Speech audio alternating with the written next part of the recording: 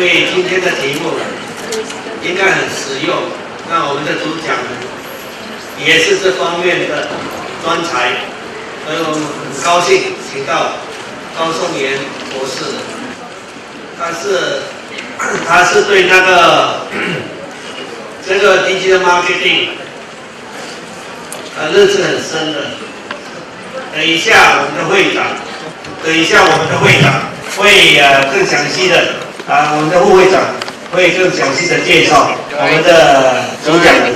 那现在请大家起立，奏菲律宾国歌。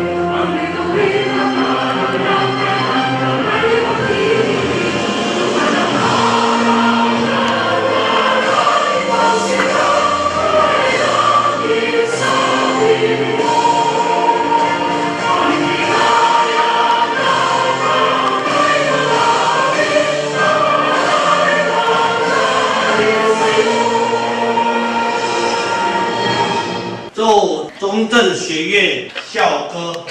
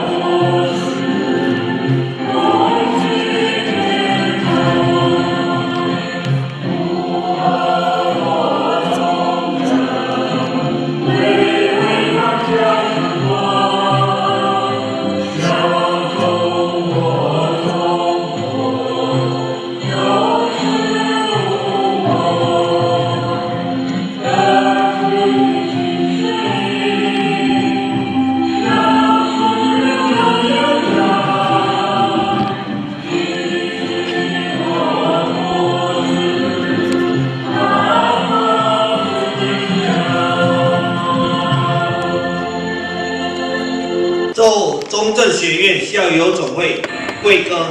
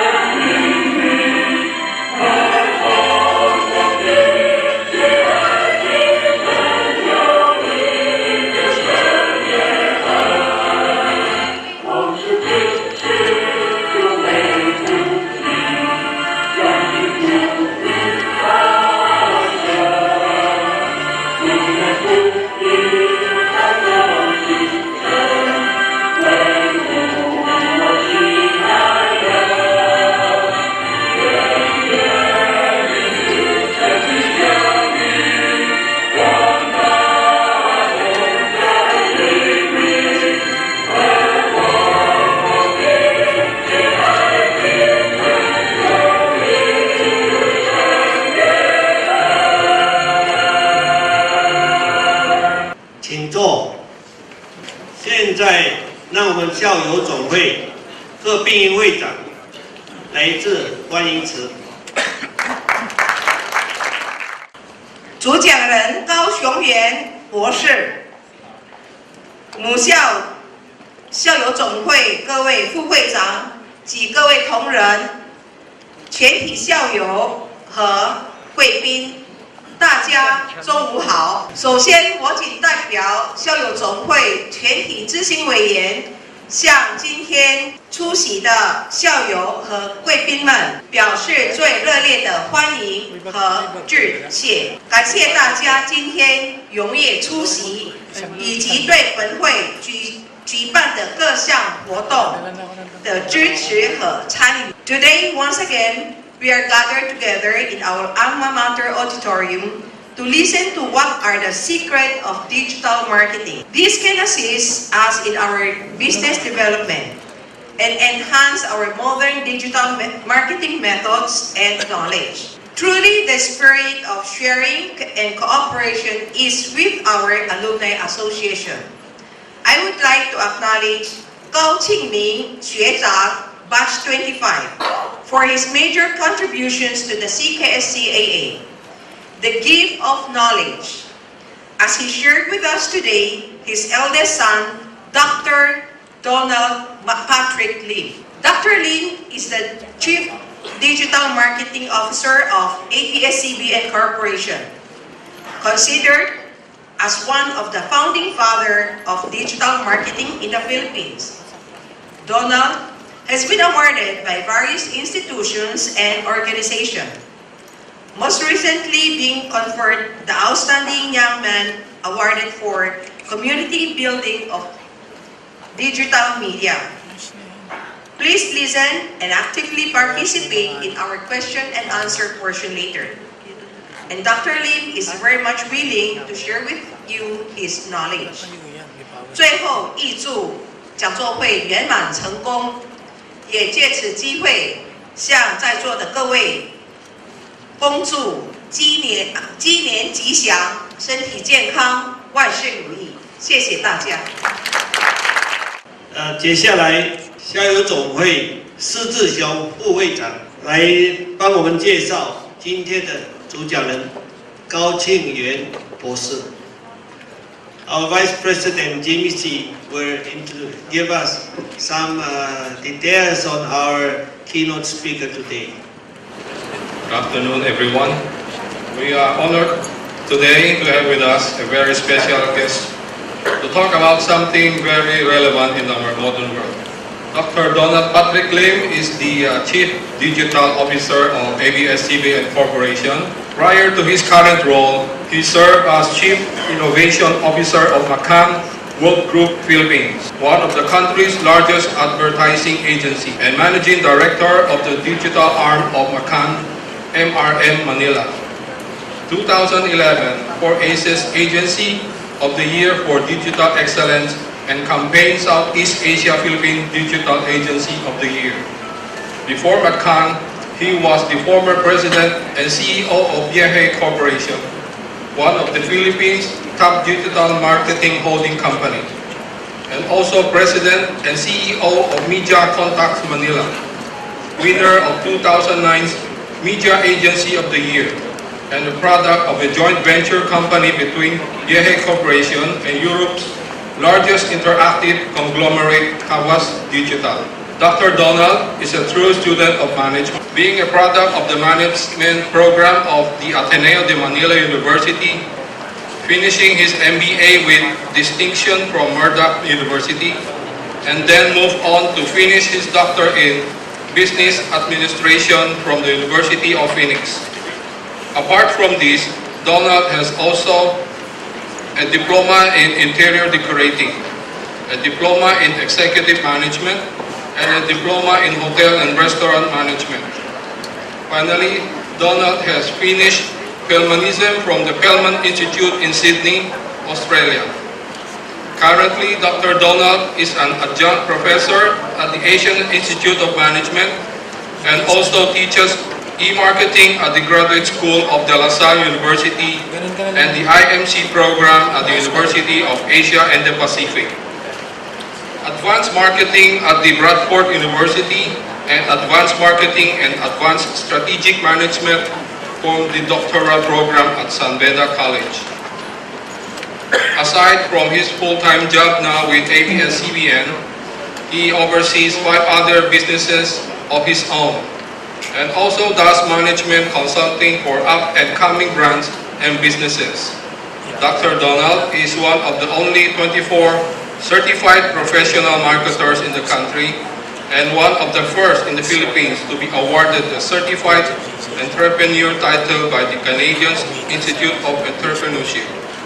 He used to sit as part of the technical panel of the Commission of Higher Education and has also been awarded by the Dr. Bienvenido Artante Tantoco Senior Professorial Chair in Marketing by the Jose Rizal University. Considered one of the founding fathers of digital marketing in the Philippines, Donald has been awarded by various institutions and organizations, most recently being awarded the Outstanding Young Men Award for Community Building in Digital Media. He is the first awardee of the Agora Award for Marketing Communications by the Philippine Marketing Association, a 2015 Young Global Leader conferred by the World Economic Forum, and the only Filipino to receive the DMN40 Under 40 awarded in New York. On top of this, he was conferred Digital Marketer of the Year at the Asian Leadership Awards in Dubai, UAE, by the Asian Confederation of Business, the Young Market Master Award in Online Marketing by Mansmith and Fielders, and is the first recipient of the Digital Leader of the Future Award conferred at the World Brand Congress in Mumbai, India. He is the youngest to serve as president of the Philippine Marketing Association, the biggest gathering of marketing professionals in the Philippines. He is also the founding president of the Internet and Mobile Marketing Association of the Philippines. He sat as the Board of Governor of the Management Association of the Philippines and was a part of the Board of Directors of the Manila Junior Chamber. Finally, Dr. Donald served as the Board of Trustee of Operation Smile, a non-profit volunteer service organization that provides free reconstructive facial surgery for children with cleft lips, and the Board of Trustee for the World Wildlife Fund Philippines and the Knowledge Channel Foundation. Well, ladies and gentlemen, let's welcome Dr. Patrick. Good afternoon, everyone. Alam ko siya magtutok. Okay, good afternoon. Thank you for having me. I can speak in English. I'll speak English as my language here. Can I speak Tagalog? Okay. I don't have to speak Chinese. I get pressured if I have to speak Zhongwen or Antonian may so English na tayo, okay? So this afternoon, I was asked to talk about digital marketing, which has been my space for the past 10 years. Because this is an afternoon session, I will put in some videos so that you don't fall asleep. No? But more importantly, I will share with you a lot of the experiences that I have gone through marketing. So who here are students of marketing? Okay, so hopefully you get something. No? For the rest, hopefully this is a good afternoon entertainment for everyone. Okay, so I have 140 slides. I will be very quick with my slides. If I am too fast, raise your hand. I will slow down.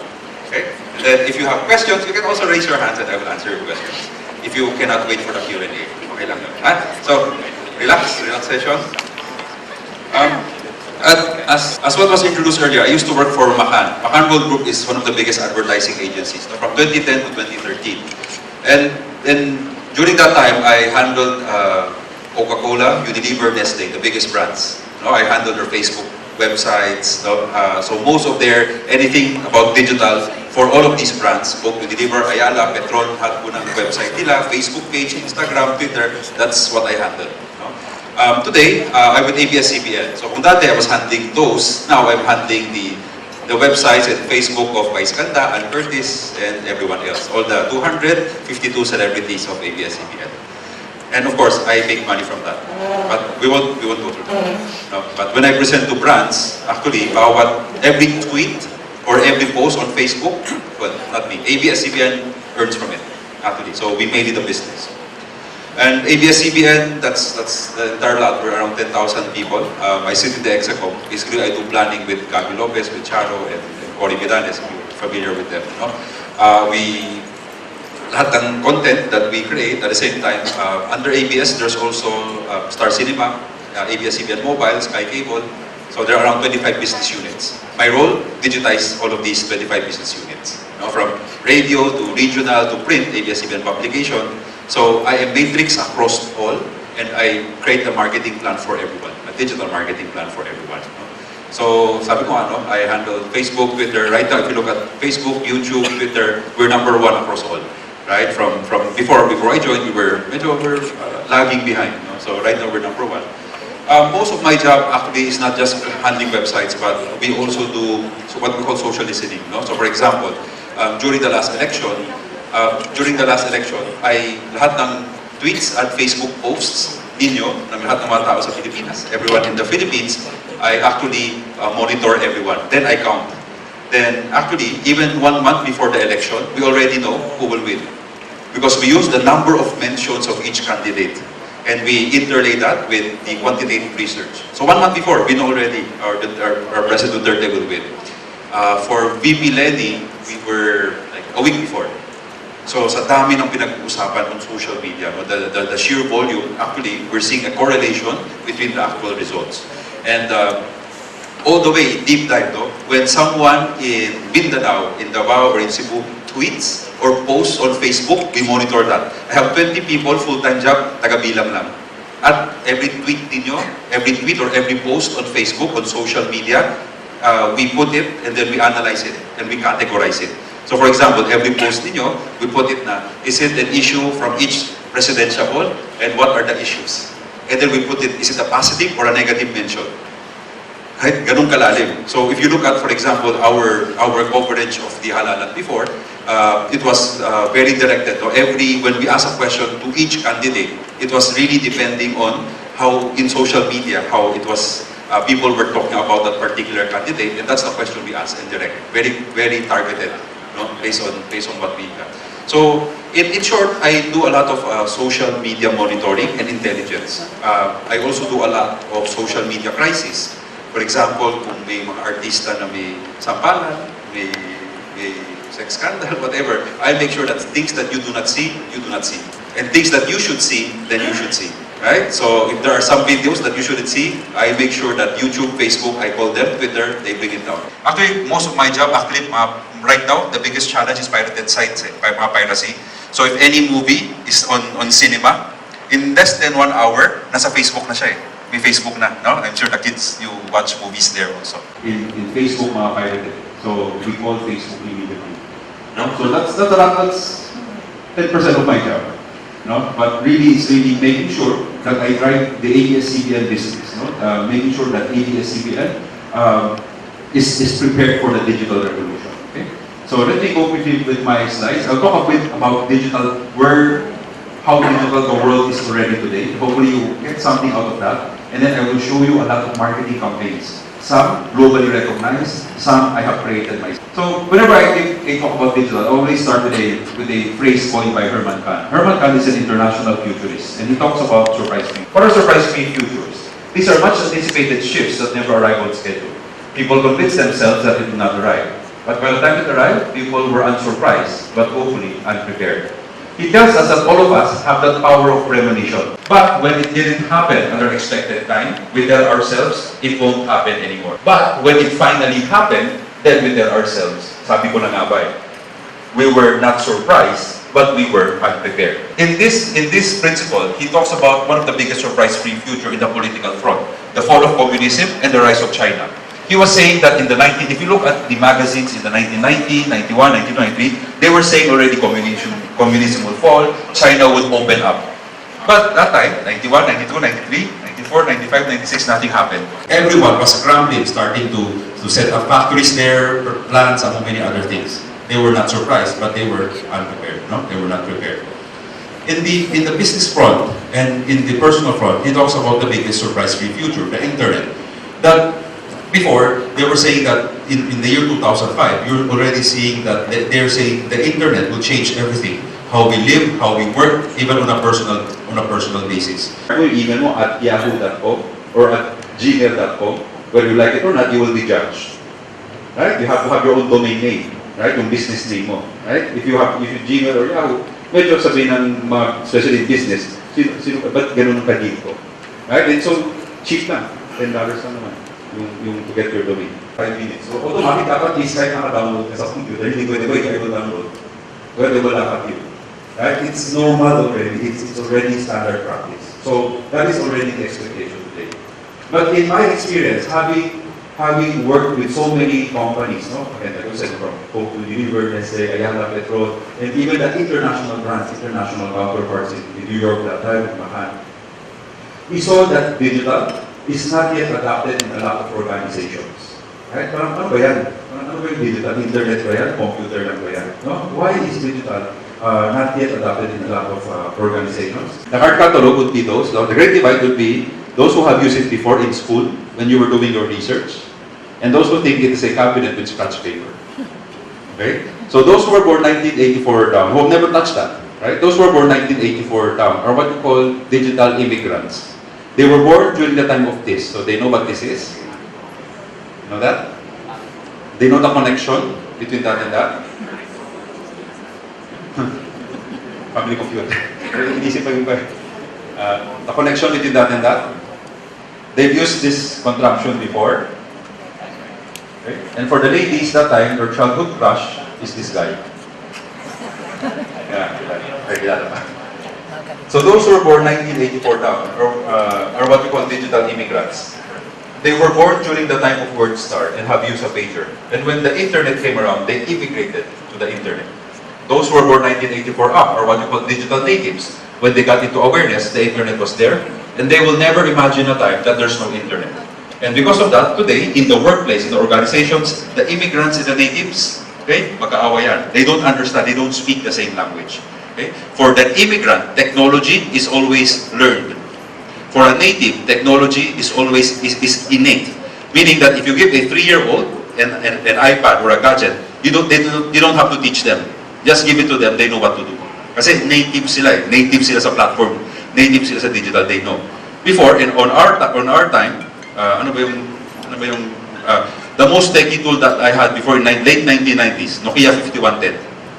Okay, Nokia 5110. It was so small, but it was so powerful. Its computing power is already as powerful as that of the entire building in MIT, Massachusetts Institute of Technology. Year 2000, naalala niyo Y2K? Right? The Y2K scare that time was actually, everyone got scared. But the reality, there's nothing happened naman. But then, it showed how vulnerable we are, how dependent we are already on the computers. Okay? So, if you look at how things have changed, what used to be before in the 1990s, when you go to a party, when your parents go to a party, you dance to the music. Now, it's all about all gadgets, right? Or everyone taking pictures. Before, it was all about experiencing the moment. Right? Now, it's all about capturing the moment. It's all about social proof. Diba? For the younger guys, kailangan may selfie muna, may picture muna. Na you tell people I exist. Right? So if it's not on Facebook or Instagram, you're not there. Kailangan proof muna. Kaya sabi ko, every time pag may concert, yung Facebook feed ko, punong-puno eh. Like last time, nagmadonna concert. Lahat, matanda, bata, lahat nag-picture, nag-post sa Facebook. Kasi pride eh, social proof. Nandito ako, kaya pang ako kasi nasa Madonna concert. Picture. Right? Selfie muna. Right? So that's one of the habits that have changed already. At the same time, what we're seeing is that there was a time that the entire family was watching TV in a living room, and I did experience that before. No? But today, in ABS-CBN specifically, we're very scared. Why? Because we have to accept the fact that the television has been demoted to become the second screen. Right? The primary screen is now the mobile phone.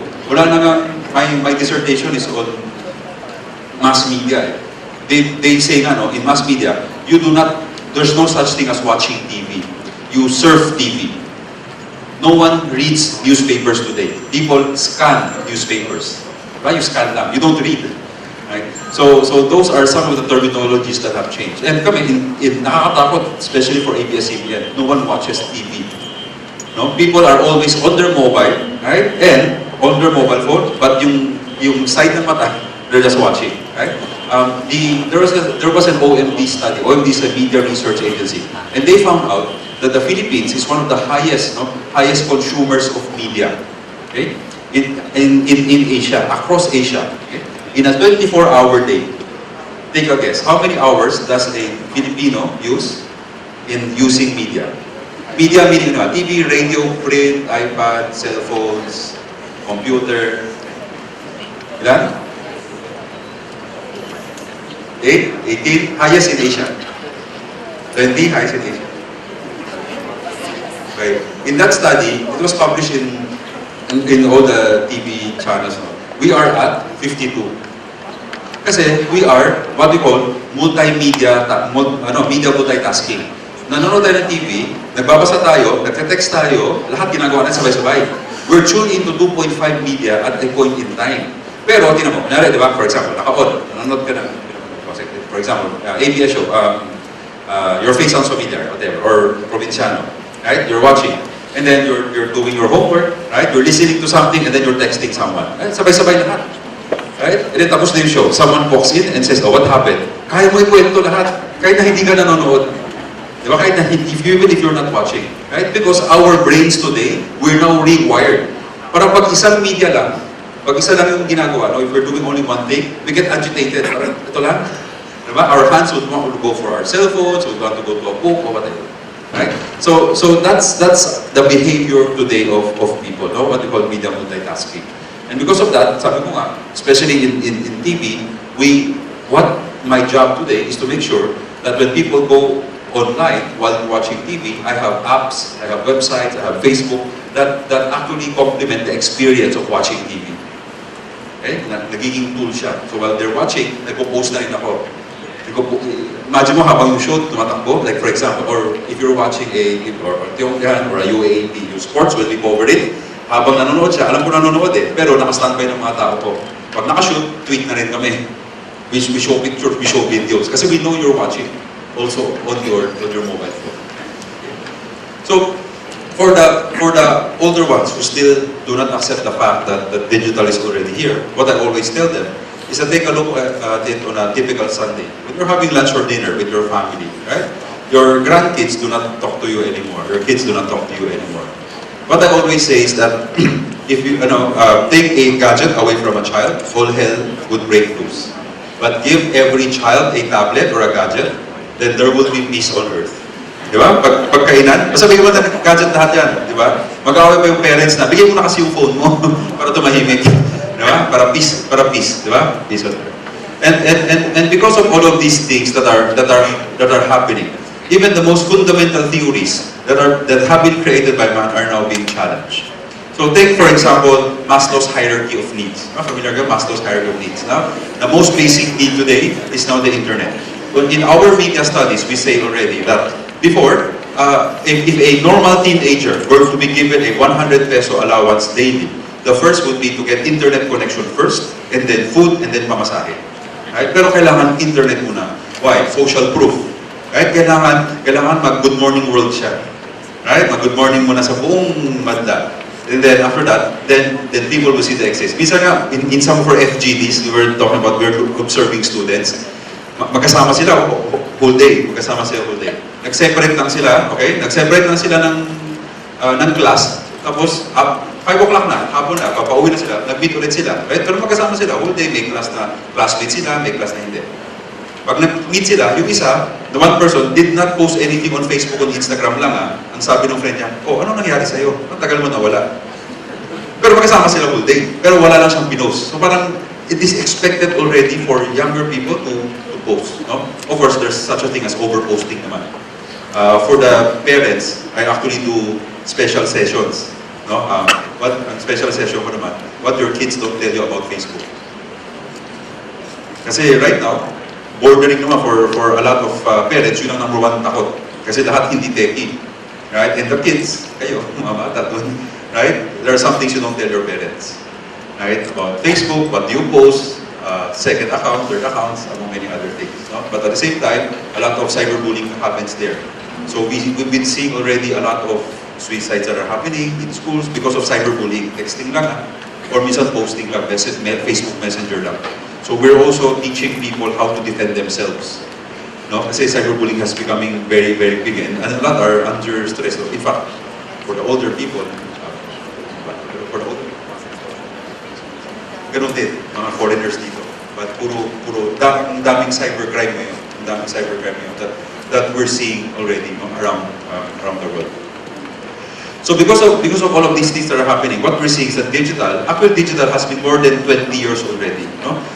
If you're familiar with the term Web 1.0, Web 2.0, Web 3.0, you've heard of it already. So today, we're already at Web 3.0. No? If you haven't heard of it, I'll just do it very quickly. Web 1.0 is what you call the brand experience era. Okay? Let me give you an example. Okay, hotel industry. Okay. If you are a hotel, Web 1.0 is 1994, when the internet was open to the public. Open ang internet, right? If you are a hotel, how would you market yourself using the internet in 1994, 1995, 96? You create a website, right? www.ahotels.com. And you put the www on your marketing collaterals. And then tell them, please go to my website, www. Right? That's how you market. Yung brochure mo, ginawa mong website, and that's it. In yung 1994. Okay? Wala pang Google dun eh. Okay? 97, 98 pa yung Google. Fast forward 10 years is what you call the customer experience era. So, ganun lang muna ang website lang. Fast forward 10 years, 2004, was the rise of Friendster. Nakita niyo? Friendster, MySpace, Multiply, right? Orkut, among others. Social networking sites. But on the business side, it gave way to the rise of the Agodas.coms of the world. Agoda, familiar kayo sa Agoda? That's where you book. So when these, what they call aggregator sites, these websites, anong ginawa nila? What did they do? They went to the hotel. They told the hotel that, di ba you have your rooms on your website, but no one is booking online. Would you want us to sell it for you? But if we sell it for you, give it to us as at a discount, and then when we sell it, revenue sharing tayo. All of these hotels, they said, okay, why not? I'm not selling it anyway, so it's extra income for me. So the hotel said, okay, I have 5-10 rooms, it's yours. So the Agodas.coms of the world, they get all the inventories of all the hotels, right? And now they sell it, right? At a discounted price. What these hotels don't know is that by doing that, they were selling their soul already. No? And today, the hotels are now hostage by the aggregator sites. Because now, they have, if you go to Agoda, have you tried booking in agoda.com, booking.com, right? You can actually compare the hotel rates, right? So kung dati nga mga hotel is at 10,000 pesos per night, ngayon 3,000 na lang, 5-star hotel. Kasi people compare, if you're staying in Makati or in Alabang, you can actually compare the prices. So they're forced to bring down the price. Okay? At the same time, why is it social? You're about to book a very cheap hotel rate, no? Kahit the 5-star hotel, 3,000 pesos na lang. You're about to book, and then biglang may nakita kang testimonial. Nakalagay na, I stayed there last night, do not book because the elevator is broken or service is bad. Magbubook ka ng Atlas ka pa. So, when I was talking to the Hotel Sales and Marketing Association, they were medyo angry sila sa aggregator sites because when they open it up, biglang yung revenue nila had to go down, right? Because their selling price had to go down. At the same time, their cost had to go up because they have to fulfill services. Kailangan maganda yung service, right? Pag may nag 1 star sa kanila out of 5 star, it affects their revenue immediately. So now they're so hard, their profits are getting smaller and smaller. Okay? So that's the rise of the customer experience era, social media, 2004. Fast forward 10 more years, 2014. Now, we're in the age of Web 3.0 na tayo. Okay? 3.0 in social mobile payment systems. The entire ecosystem is at play. So for example, if I ask my students, my UALP students, 20-year-old, no? Last time, when they were about to graduate, I said, so you're all graduating already, where are you going for your vacation? Sabi nila, like some are going to Europe, going to US. So I said, oh, so you are booking through Agoda, so you can get a cheap rate. They would tell me, of course not. Why would we book in Agoda? What do they use? Airbnb. Familiar with Airbnb? Yeah, that's Airbnb. Right? So what is the principle of Airbnb? Any one of you, if you have a room in your house, right, you can actually just place it there and rent it out for 1 day, 2 days, how many days? Right? You just rent it out. Okay, just rent it out. Okay, so okay, I'll just show you my quick video. Just for you to get the feel of Airbnb.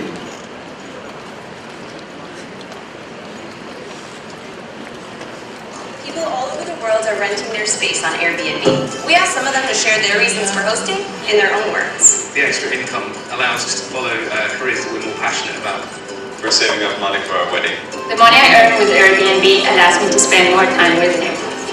We are saving for a bigger house and our Airbnb money is going to that deposit. After the kids left home, I had all this extra space and Airbnb helped me fill it. Gracias a Airbnb tendré una mejor jubilación y en 6 meses. There's so many people in the world that want to travel, and there's so many people with spare rooms. This year we have helped over 400 people. And we already had over 75 guests. Airbnb is like the magic link that just brings the two together. I soldi che guadagniamo su Airbnb li usiamo per viaggiare. Within a week, I had my first reservation. Me gusta hospedar porque así practico mi inglés. Hello, how are you? It is an amazing house and the view is second to none.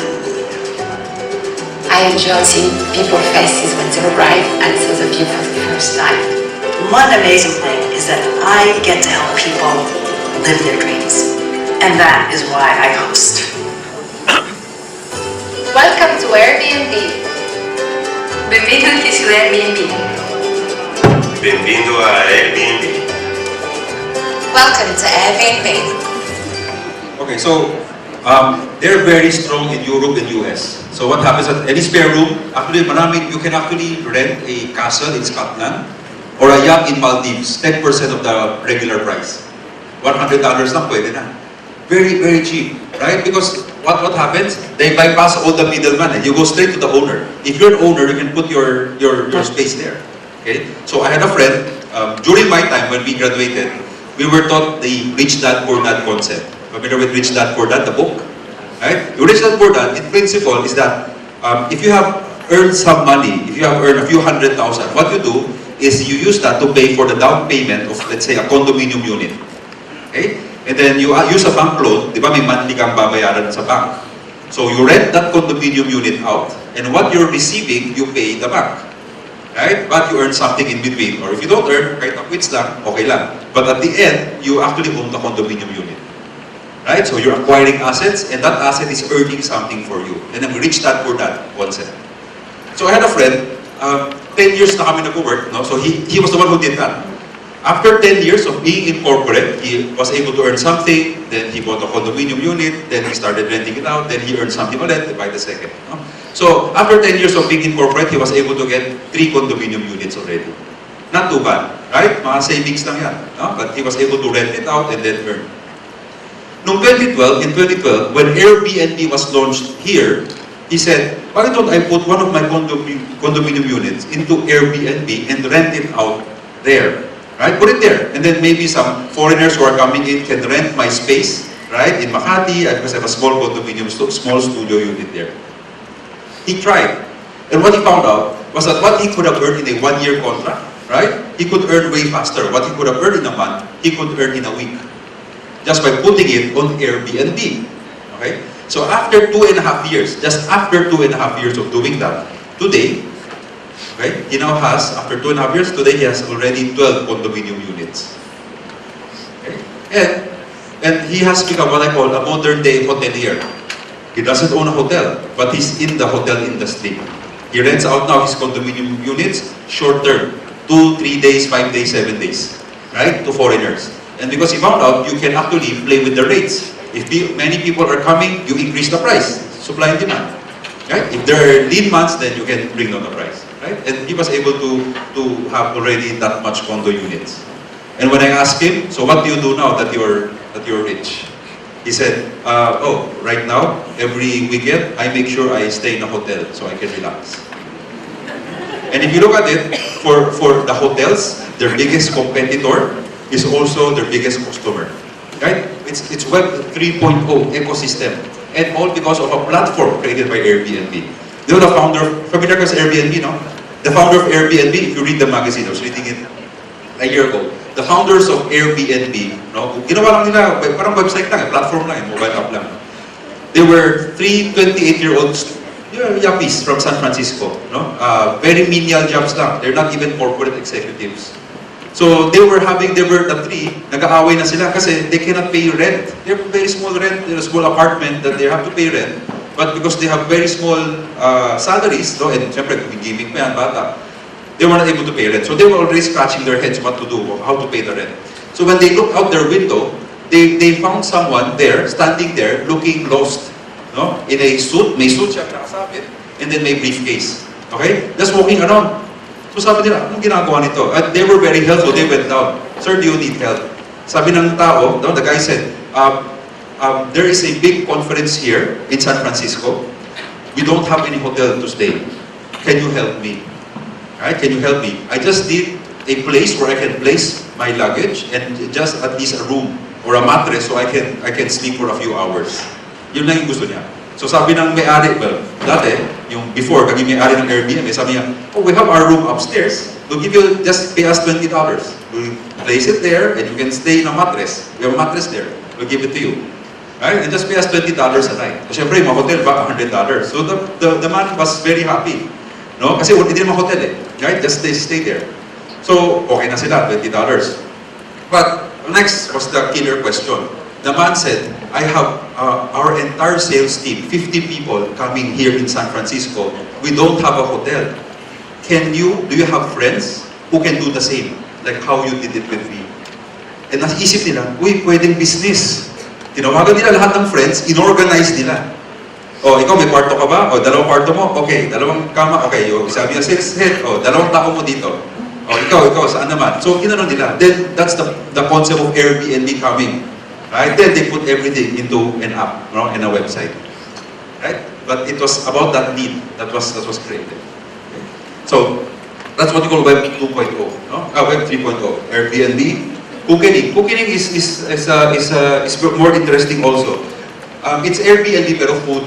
Ano yung sabihin? For example, let's say in the Philippines, you cook the best lechon in the Philippines, in Manila. So you put there, I cook the best lechon. Any foreigner coming in can say, I want to try your best lechon. So you agree on a time and a date, and then they will go to your house. And you serve them the lechon. Yun lang. And then online yung bayad. In the Philippines, did not fly. Bakit? Sa Philippines kasi, di ba, medyo paranoid security tayo, parang pagpasok ka, kapay ko pa. Yung mga ganyan, no?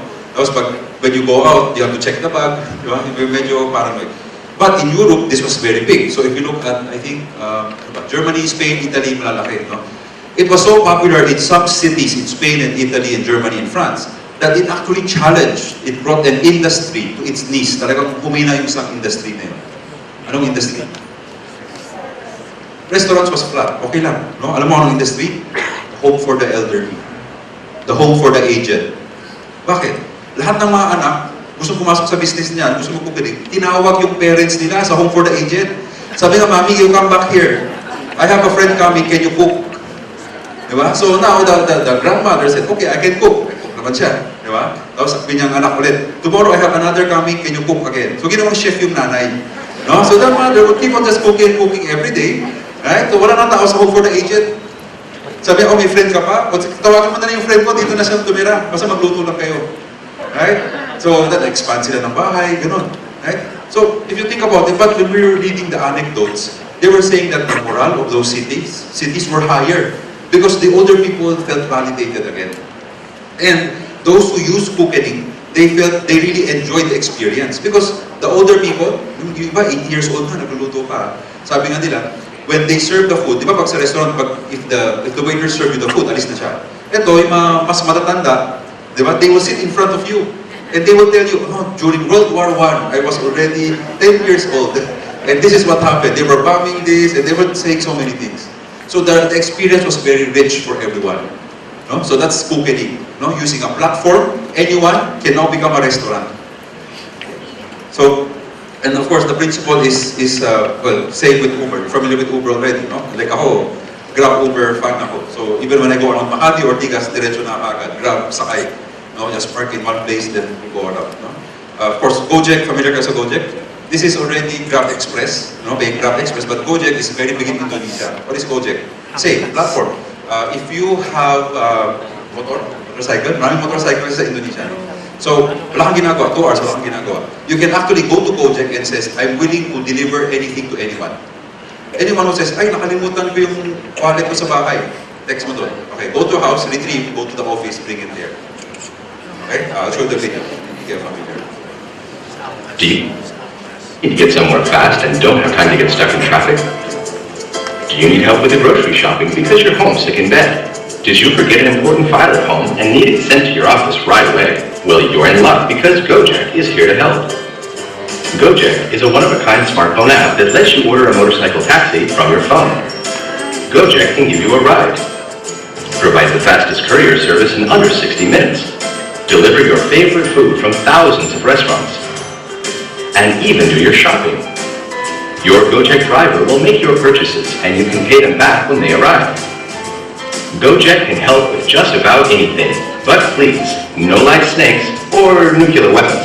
Download the Gojek app now, you'll be glad you did. So, Grab, parang dito, Grab Car, Grab Taxi, Grab Express, hindi ganun na rin. Dati nga, meron akong, binonggo ko diba? So, yung mga ibang gifts ko nung Christmas, box of apples, kaya din nila. Minsan, 5 box of apples, takbo lang sila kung wherever I want to bring. Very, very convenient. It's 200 pesos lang. Very, very cheap. No? So now you're seeing people today, the companies today, they create platforms, an app or a website, everyone goes there. Right? And it has become a marketplace. So these are the valuable companies today. Well, same like, of course, Google, everyone goes to Google. Facebook. And these are now what we call 3.0 business. Okay? And in fact, right now, a lot of the corporate sessions, sometimes I train CEOs, different groups, banks, no? Lagi nyo nang tanong, what is the Uber of your business? Like for example, I consult for a pawn shop. I won't think of pawn shop, but the pawn shop, no one is pawning anymore. Right? But you'll see a concept na yung Pawn Hero, if you know of the app, right? Ang Pawn Hero is, ayaw mo pumunta sa sanglaan sa pawn shop. So what you can do is that take a picture of your bracelet. You want to pawn their bracelet. You take a picture, you send it to them, they will appraise, and then you agree. Once you agree, they will remit 50% of the money to your bank now. Then the next day, someone will come to your doorstep and will get the product. And will give you the other 50%. Hassle-free pawning. Right? So, but using an app lang. So my friend, si Mike is one of those, one of my very good friends. Ang ginagawa naman niya, yung, Clean Home. Clean Home naman, ang target market niya, clean home. Di ba marami nakatira sa condo? Wala kang time maglinis eh. So go to the app, may isang pwedeng pumunta sa kwarto mo, lilinisin lang. So a lot of the OFWs, actually ang target market naman niya, they go there and register. I'm willing to clean a room. I'm willing to clean. So nakalagay doon. Diba? So yung iba naman, I have a room available for I need someone to clean my room. You agree? They go to your house. Right? So ginawa ni Mike, for example, app lang. It's an app platform. Right? So Web 3.0. Right? The most valuable companies today are app-based, platform-based. Wala nang products. Diba? The highest level of brokering, two people together. Okay? Okay, so I won't go through this in detail. I won't go through it later, so I save time. Okay. I'll just go quickly to secrets of digital. Okay. Now, since I've been digital for more than 10 years already, I'll just make this very simple. Because usually when I give a digital marketing talk, very anchored on metrics, I use a lot of analytics, and I go heavy into Facebook marketing. What I do is maybe when I was thinking about my crowd, I said maybe let's do the softer side of digital. And what I did was I observed a lot of marketing campaigns through the years. Some for small companies, some for big companies. And some I have personally run, and some have been multi-awarded naman. And when you look at all of these that have been successful, I found out that there are 4 basic principles of what made marketing, digital marketing campaigns successful. Okay? So that's what we will go through this afternoon. Okay, and I will show you examples of that. Okay, so there are 4 key principles when you want to do digital marketing. That anything that you do, in anything that you do, four things. 1, is that it has to be credible. And I'll show you example of that, okay? It has to be credible, it has to be unexpected, it has to be emotional, and it has to tell a story. The strongest campaigns actually satisfy the core. Okay? Let me take you through one by one. Credibility. Okay? This case that I will show you is the Philippines' #1 viral marketing campaign. One of the most, I think, should be #1, the most successful marketing campaign.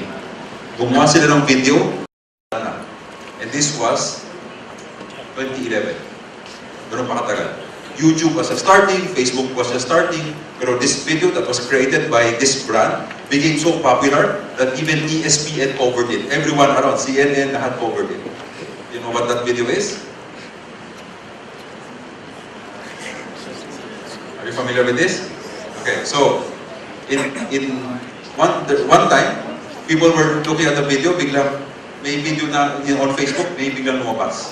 7 million views in 7 days. One of the fastest and major record breaking, done by Sibupak. Anyone has not yet seen the video? Not yet? Okay, I'll show them.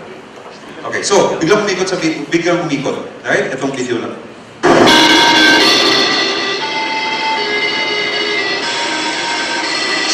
Okay, viral marketing campaign ko.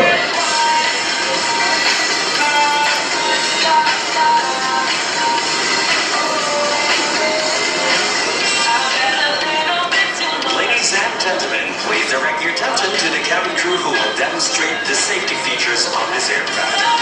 Each seat is provided with a seatbelt. To fasten, push hands together. Tighten seatbelts by pulling loose end and to unfasten, lift up the buckle and pull free and release. In the unlikely event of a water landing, use your individual life vests down under your seats. Remove sharp objects from your body. To don, slip the vest over the end. Take the tapes around the waist and push ends to buckle. Pull tape to tighten. When outside the aircraft, jerk inflator tabs to inflate the vest. Manual inflation tubes are found on both sides. Look to increase air. Push pins inward to release air. I can explain. This is the dancing flight attendant by Cebu Pacific. So many people got so interested. Ganun na pala Cebu Pacific, may dancing FA na. They sing pala the passenger seatbelt and everything. No? So people got so interested and they started talking about it and it spread like wildfire. People were about it. But is it true or not? Is it a marketing campaign? Nakasakay na ba kayo ng Cebu ba? May sumayaw? Wala naman. So it's a marketing campaign. Okay. So what happened there? What happened there was that flight pumutuan. Half of the flight were vloggers, half were actual passengers, and then makita mo yung camera maayos. Kasi kung totoo yan, hindi siya na-shake yung camera or di ba perfect yung pagpasok eh.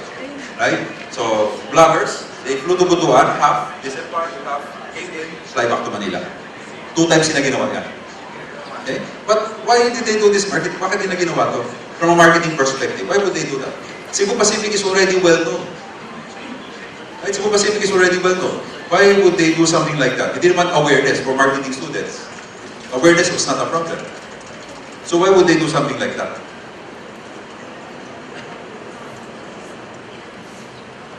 Okay, so it was so popular. Positive comments, mostly about the creativity innovation. CNN covered it. You know, pati CNN, naaliw sila dito. And then, of course, ang nangyari, Gabriela nagalit, called out the video as sexist, pointing out that the portrayal of women in a sexy manner was something uncalled for. Flight Attendants Association statement against the stunt, citing unprofessionalism and election of sexist comments all over social media. And then Pal got angry also, joins the criticism of Sibupak's viral video, calling the video sexist and gender insensitive. And then there are being discussed. No? But however, the principle here, no? Because the bloggers were there, they actually defended Sibupak. They said, marami naman sa international, ganun din na. Southwest, all the other airlines, they do it also. Yung ba kumakanta, nag-rap. No? So they showed that. No? And to address the sexist comments, after a few days, they actually did number one, they did a behind the scenes para gumawa silang behind the scene. Then after that, male stewards naman ang sumayaw. Kasi iba, puro babae. So yun, lalaki mga pinasayaw. And then they did the behind the scenes, no? So why would they release a video? They didn't encourage you to fly? Hindi naman eh. Right? But why did they create the video? This video was created because during it was for their IPO in the stock market. Many months before their IPO, a lot of news on social media and online were saying negative things about Cebu bumping of passengers, laging late, and all of that. So they said, we need, before our IPO, to change the image immediately. Ano yung pinakamabilis na mag-change ang image? Right? And they thought of the dancing FAs. And that's why in the stock market, PSE, when Lance rang the bell, pumasok dancing FAs. Sumayaw din sila. Ulit. Okay? So, it was a PR play. It's a PR strategy. So people began talking positively about the brand again online. Okay? But this is a PR stunt.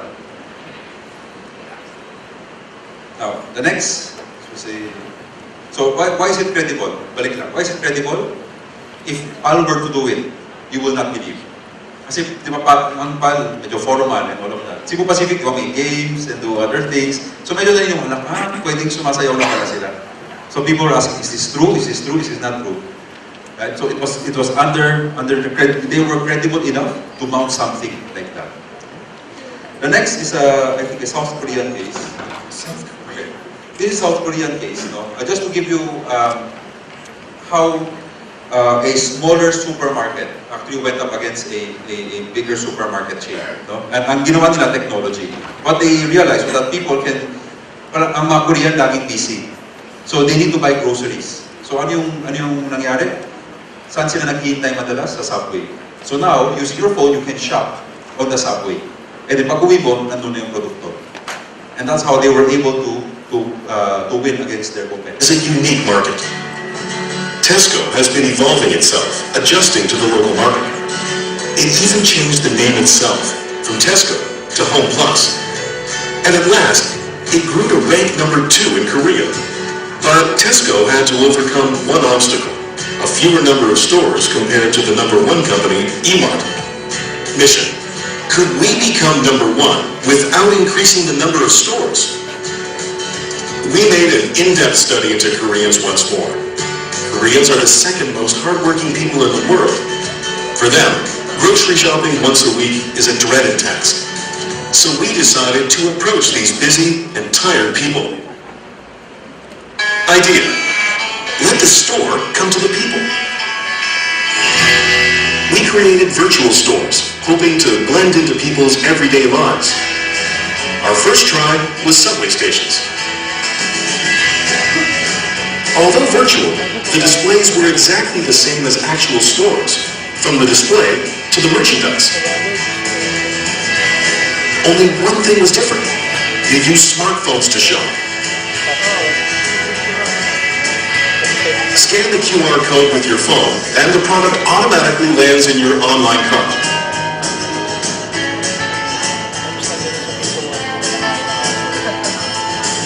When the online purchase is done, it will be delivered to your door right after you get home. People can relax more after work and on weekends. 실제로 보면서 사니까 진짜 더 좋은 것 같아요. 편하니까. Result: people can shop at Tesco Home Plus wherever they go, without having to visit the actual store. Moreover, we could change their waiting time to shopping time.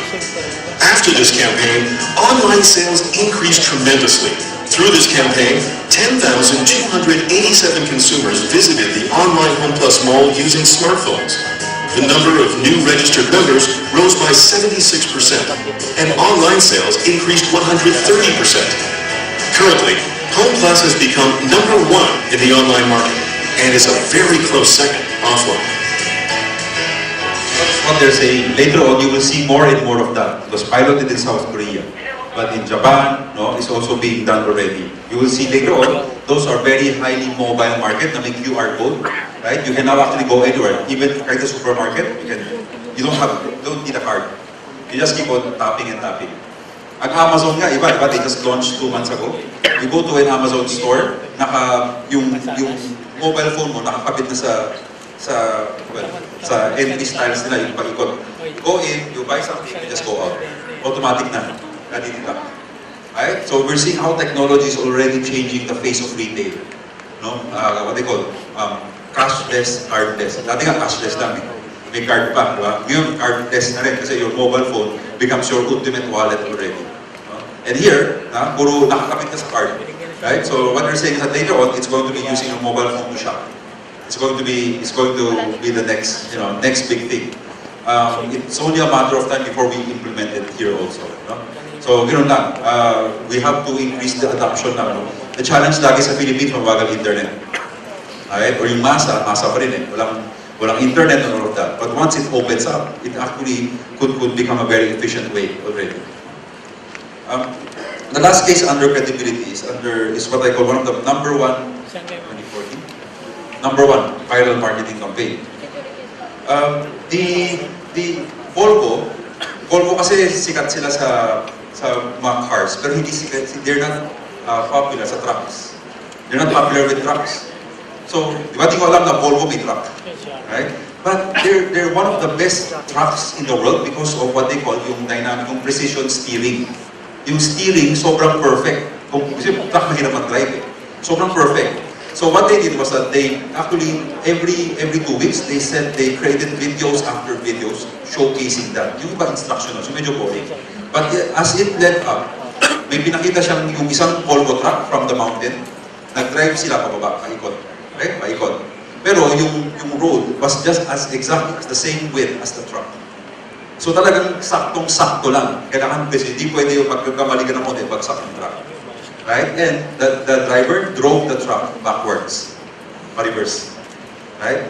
But the finale video was what they call the epic split. And this was 2014's #1 most viral video ad. And biglang nakilala ang Volvo trucks. And because of this, they were able to emphasize the point. I've had my ups and downs, my fair share of bumpy roads and heavy winds. That's what made me what I am today. Now I stand here before you. What you see is a body crafted to perfection, a pair of legs engineered to defy the laws of physics, and a mindset to master the most epic of splits.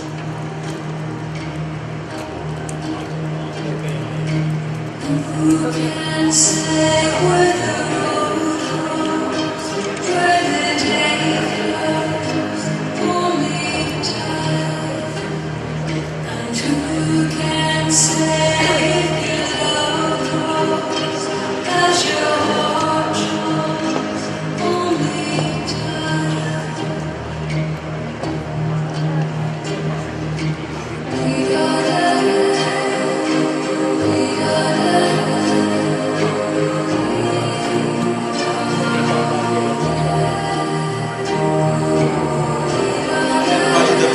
Stability and precision of Volvo's dynamic steering. Yun ang gusto nila sabihin. But they use Van Damme, which is kilala sa split. And nakita nyo, yung cars, yung truck, hindi pwede may mauna. Right? Same dapat. At hindi rin pwede sobra. Mahulo. Right? Kasi the perfect split. And that's what they want to emphasize. If you buy a Volvo, theoretically, you should not get into an accident. Because their machines, their cars, their trucks are perfect. Perfectly designed. That's how precise. Right? So the brief to the creative was, how do we tell people that we have the most precise, dynamic steering, and ito execution? But around the world, people began to know this immediately because of doing this. 200 million views around the world. Okay, next, second. Second is unexpected.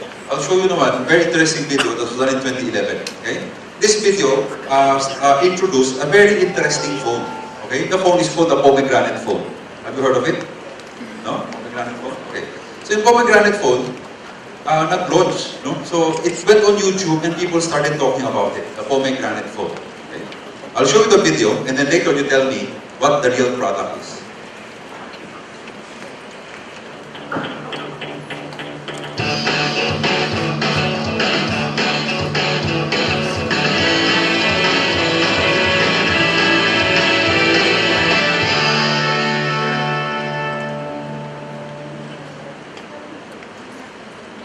to the pomegranate, the one device that puts more things in the palm of your hand than you ever thought possible. Phone, email, full internet browsing, built-in camera, video, MP3 player, GPS navigation. And that's just the beginning. Explore the pomegranate and see what sets it apart from everything else. The pomegranate's built-in projector can play anything in vivid widescreen format. Simply point the screen and it projects. The pomegranate takes meetings to a whole new level. It projects your presentation up to a 72-inch screen size. Watch movies at full HD resolution with the pomegranate. It's like having a home theater in your hands. Instantly speak any language you choose with the global voice translator. Just talk into the front of the pomegranate, and the language of your choice is spoken from the speaker in the rear. The global voice translator includes 50 languages, so you can communicate in virtually any country in the world. How's the project going?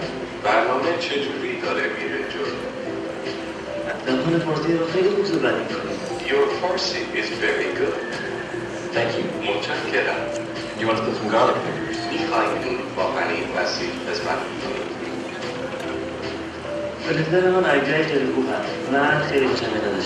You betcha.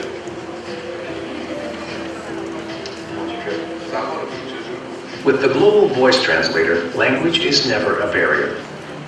A fresh cup of coffee from your smartphone. Yes, it's finally possible. Just insert one of our single brew packets, and the pomegranate takes it from there. Choose a flavor.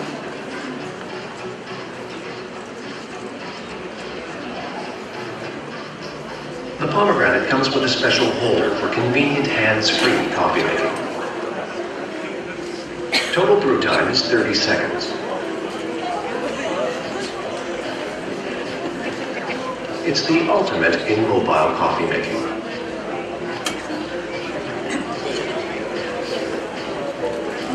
Sumatra. Good choice. An electric razor that's built right into your smartphone.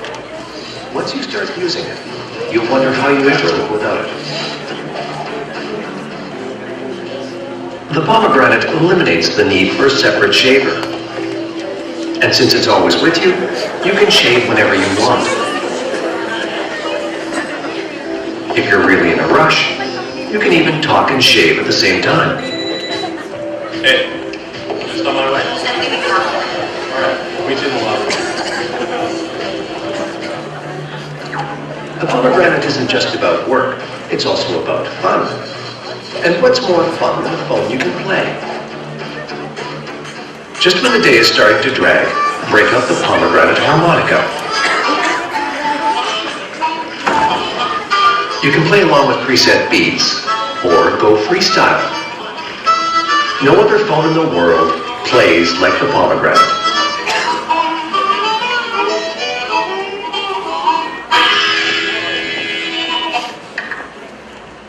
This video was released on the internet.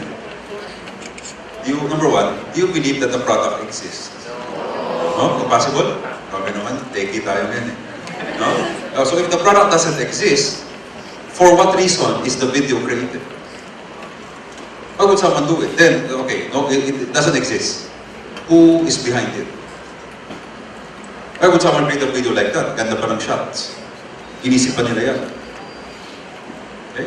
So you go to, so syempre, it's what they call a drive-to-site strategy. Sobrang interested ka, di ba? You go to pomegranatefone.com. Okay? So pagpunta mo sa pomegranatefone.com, you'll see this. Okay? You'll see this. Anong i-click mo? Wala ka nang ma-click. No? You'll share, either you share it, or if you go to any of the features, it will just fast forward to the part of the video. So ano pang makiklik mo? Release date. Right? Pag click mo ng release date, ito yung sabihin.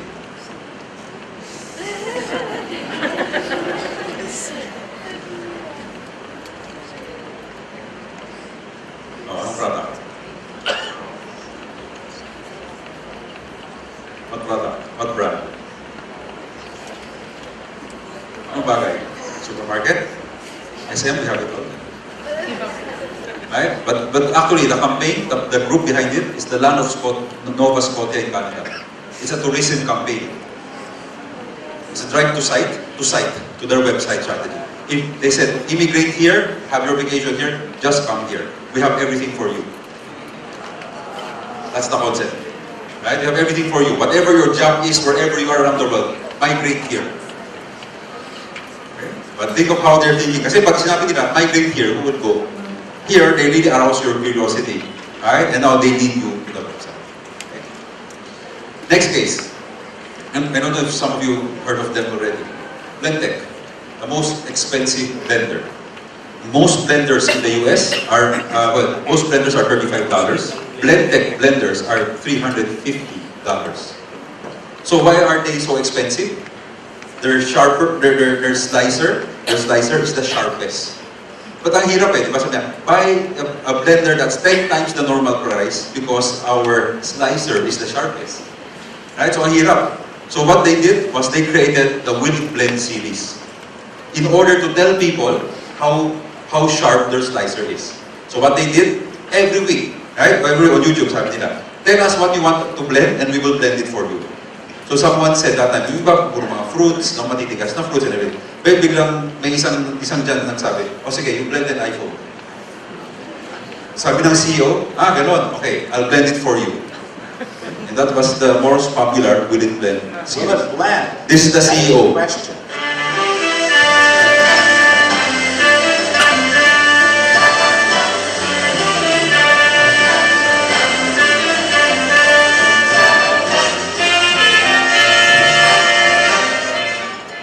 I love my new iPhone. It does everything. But will it blend? That is the question. Let's find out. I think I'm going to push the smoothie button.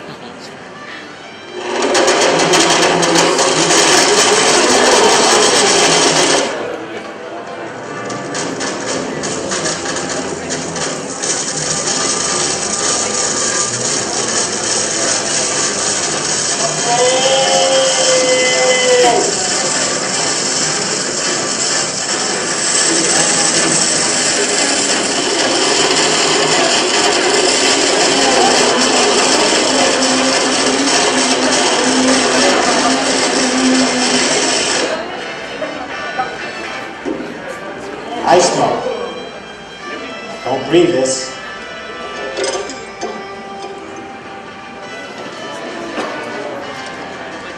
Now, you fans on YouTube have asked me to blend an iPhone, so I did it.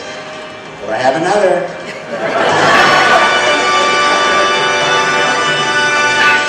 And I put this on eBay. This was so popular that people began talking about Blendtec. Blendtec, no one knew about it. After this video, people started talking about it.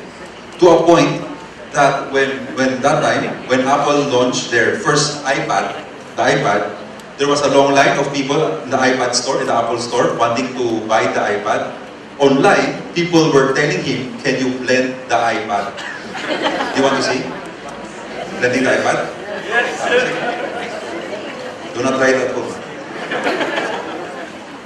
Will it blend? That is the question.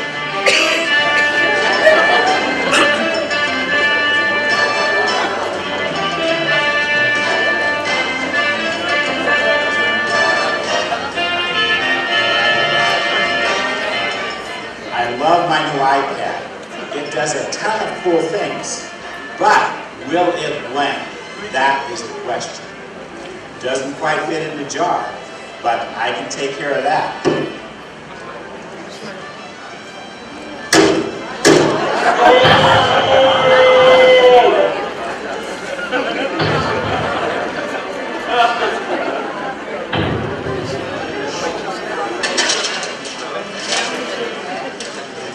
I knew I could get the iPad.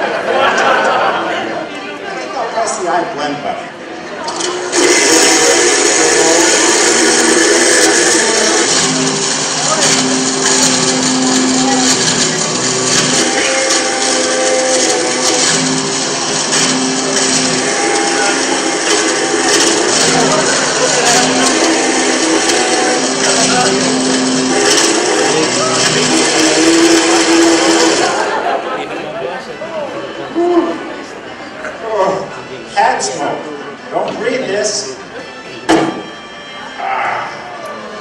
That was one tough pad.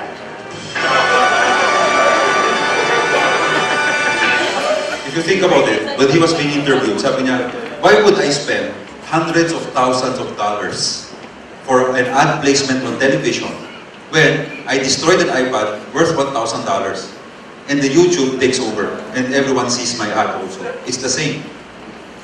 Right? Sabi nga, mas mura, di hamak mas mura.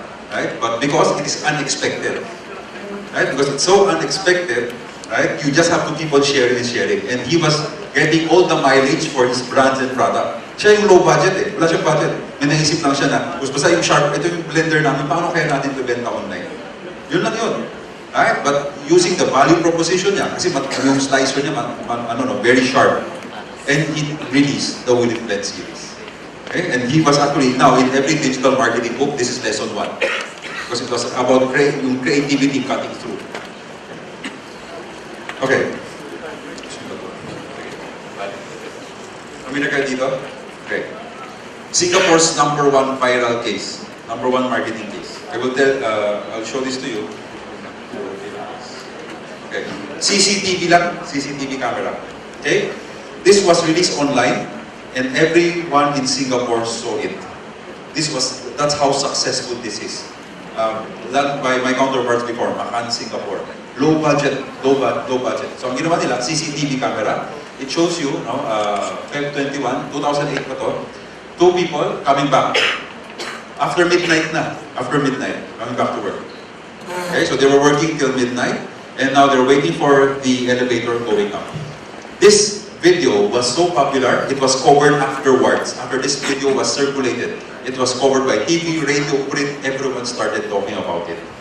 Okay, that was how popular this is. Viral marketing campaign. Right? Simple video lang. Okay? So now, it shows you, 2 people, now using on the elevator, okay? They're now going up, going back to work again. Okay? You will see, now they're just talking, and I want you to think, what's the product, what are they promoting?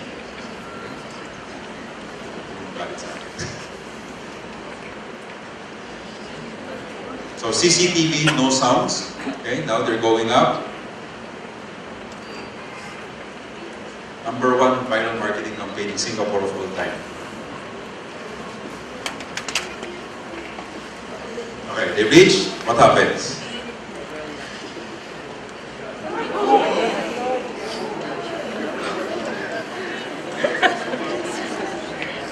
That was called the Raffles Place Ghost. This was circulated online, people cannot sleep. Okay, Raffles Place Ghost. Why was it created? It's a marketing campaign. Sinong brand? Raffles Place. Di ba lang pumunta sa building nila? Takot na. Anong brand? Anong company will do that? CCTV, nakakatakot naman CCTV mo. Puro multo. Makikita. CCTV. In a sense, you can say na our CCTV are so sharp. We see ghosts. Pero nakakatakot yun. Okay. You won't expect sino gumawa. No? After 1 week, nag-demand na yung DTI nila. Sino ba talaga gumawa? I-explain nyo na kasi takot na yung wala nang pumunta sa Raffles Place. No? And the essence was actually just this. Yung second video, lumabas na. In-explain. It's done by a headhunting company, HR company. At ito yung principle nila. Hi, my name is Josh Goh, Corporate Services Manager at the GMP Group, a regional recruitment consultancy. We created the online hoax now known as the Raffles Place Ghost. At GMP, we want to highlight the dangers of working late. Stress, fatigue, ill health are just a few. And if you're really unlucky, you might see a ghost. Just kidding. Working late is simply not healthy. With the right. So they're a HR consultancy and headhunter. They will tell the Singaporeans, di ba, parang laging late, umuwi, overwork. So they said, allow us to manage your career. Give us your resume. Ganun lang kasimple. Diba? Pero tinakot pa yung buong Singapore. Okay, quickly. Credibility, unexpectedness, emotional. Okay, I'll show you some emotional videos naman. Something that I worked on 2012. So we released this 2011. So I handled Coca-Cola. That time, Coca-Cola is about to celebrate their 100th year in the Philippines. No? We're the third in the world to taste a Coke. Okay, so U.S., Mexico, then Philippines during the World War I when the Americans were here. So in 2012, I wrote to the Coke head office and said, you know, every time pag may Christmas, may celebration of Coca-Cola, but you always use Santa Claus. As you know, Santa Claus is created by Coca-Cola. Kaya naka-red siya. St. Nicholas. Ginawa nilang commercial, ginawa nilang Santa Claus. So lahat ng commercial, every commercial of Coca-Cola has a Santa Claus. We said, can we do something this year that has nothing to do with Santa Claus, but something very Filipino? Okay? And then sabi nila, okay, kayo bahala, since 100 years nyo yan, no, in the Philippines. So what we said was that we looked for something that is very Filipino, and this prompted us to create the Coke OFW ad. We saw that every Filipino today may kilalang OFW. Whether doctor, businessman, whatever. Basta may kilala kang someone who's abroad working. And we launched it to an insight. What is that insight? That while Filipinos are the happiest people on earth, that time we researched it, Filipinos are the happiest people on earth, they can be the loneliest ones during the happiest time of the year. Kasi if you're OFW, regardless of your success abroad, pagdating sa Christmas, you'll always, you know, nandun ka mag-isa ka lang, buong pamilya. Wala ka yung festivities of Christmas here. And because of that, we created this video. We just seen it on YouTube. But when, you know, and again, globally, it was recognized. We identified 5 OFWs to come, and we just documented their journey. Okay? Out of the 5, 3 were approved, 2 were not allowed by their employer. So naging 3 lang sila. But this is okay. No? Some of you may have seen this ad, but I will tell you after what happened after this video.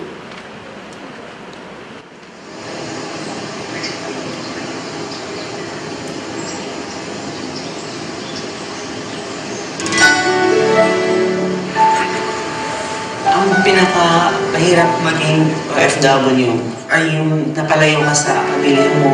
Hindi ako nakauwi ng matagal kasi yung father ko may sakit. Hindi na siya nakakakita. Yung pera ni babakasyon ko, papadala ko na lang sa kanila para panggamot nila. Pag winter ay ang hirap. Kahit masama ang pakiramdam mo, pipilitin mong bumangon. Hindi ako basta makauwi kahit gusto-gusto ko. Meron po akong binabayarang bahay, buwan-buwan, at ang aking mga anak, sa akin lahat sila umaasa. Malungkot kasi ako lang mag-isa. Hindi ko nakita bunso na iniwan ko ay isang taon lang siya.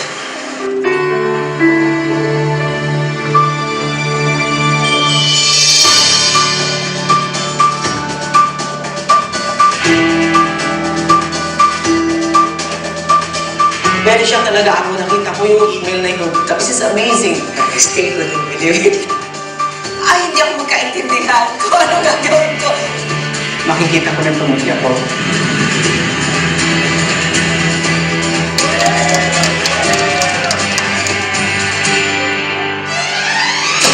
Ang namimiss ko ng pamilya ko.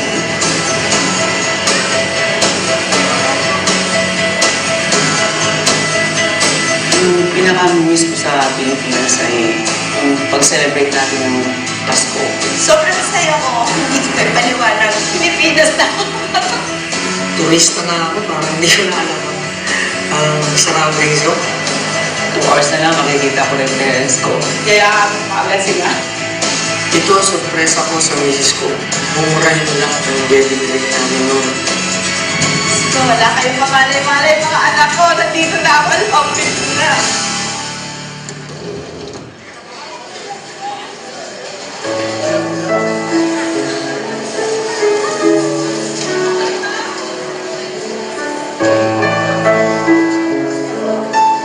Walang araw mawawala ng paningin niya.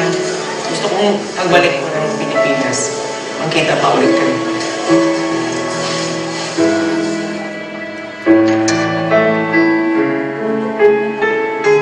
Gusto ko na mayakap pa aking mga anak at ako.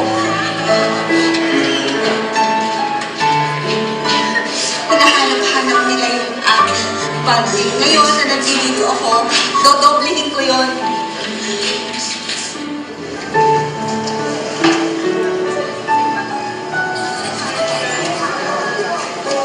Nung umalis ako, yung bunso ko, 1 year old.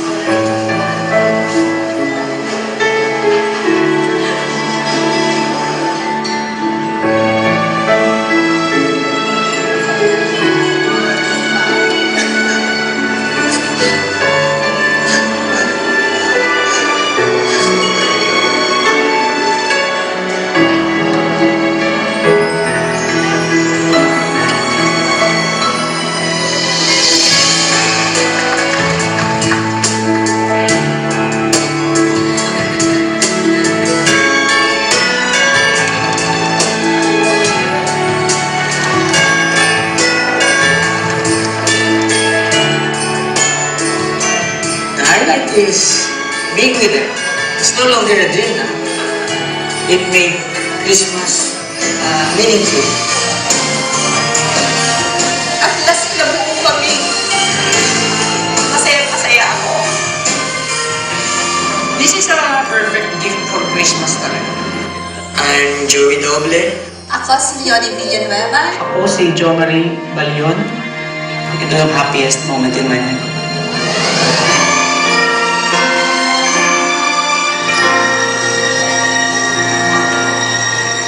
So when we got this out, 3 days after, globally, people were sharing it. Actually not much mga local around the world. And kami, we got 4 phone calls, 2 from doctors, 2 private citizens, and they said they want to operate on the father who cannot see.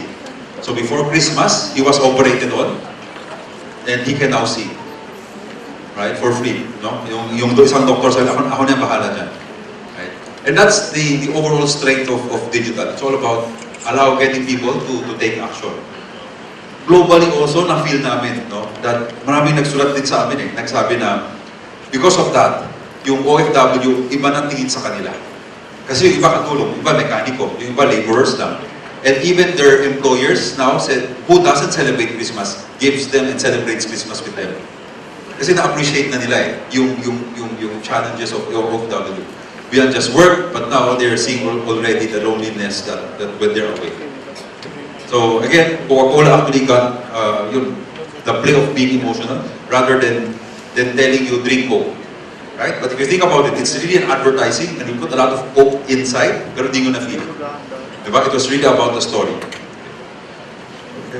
Okay, let's go quickly. Last one. Last one is, okay, tell a story.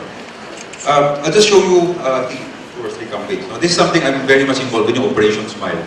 For the past many years, Operation Smile has been here. Operation Smile, we operate on children with cleft lips for free. Right? The problem is, my role in Operation Smile, we always, laging ang problema namin funding. Right? How do we get people to operate for free? So we have to pay for anesthesia, the medicine, the plastic surgeons, no, the hospital room and everything. So what we tell is that we tell people, mag-donate kayo kasi mura lang naman magpa-opera ng mga bata na may cleft palate, cleft lip. But it was so hard. People were saying, di naman yan urgent Diba? Yung iba may life-threatening, yun ang dapat tulungan. So what we did was we created an ad just to show how urgent it is. No? So this is an ad on YouTube lang. No? Makita mo puro YouTube. Why? Gusto lang kami budget Lagi mo lang budget for commercials.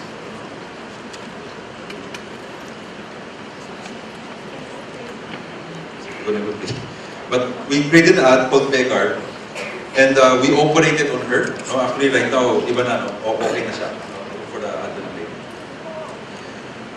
But it's an ad where we tell people, we advocate to people that in 45 minutes, you can actually change the life of a child. And then, okay.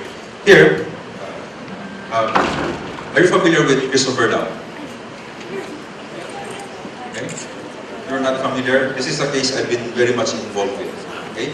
This video circulated. Mabilising binahagi ng bahagi ng Quezon City at kabilang sa mga nakataon ng pansin ng aming news team. Isang kotse na sumuong sa mga naga, kaya ayun ako, lumutang! Mula sa Quezon City nakapituloy.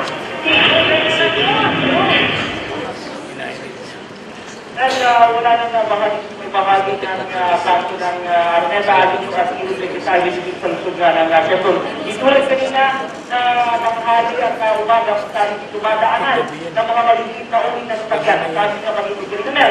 Ay nakita rin namin iba pang fountain ng Quezon City na lubog sa baha.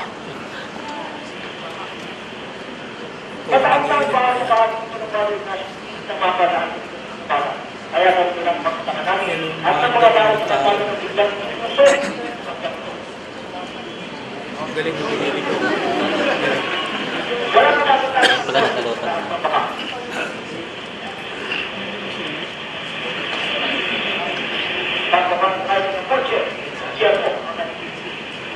I think it's a problem with the traffic enforcers as well, with the MMDA, because they should have already blocked the road.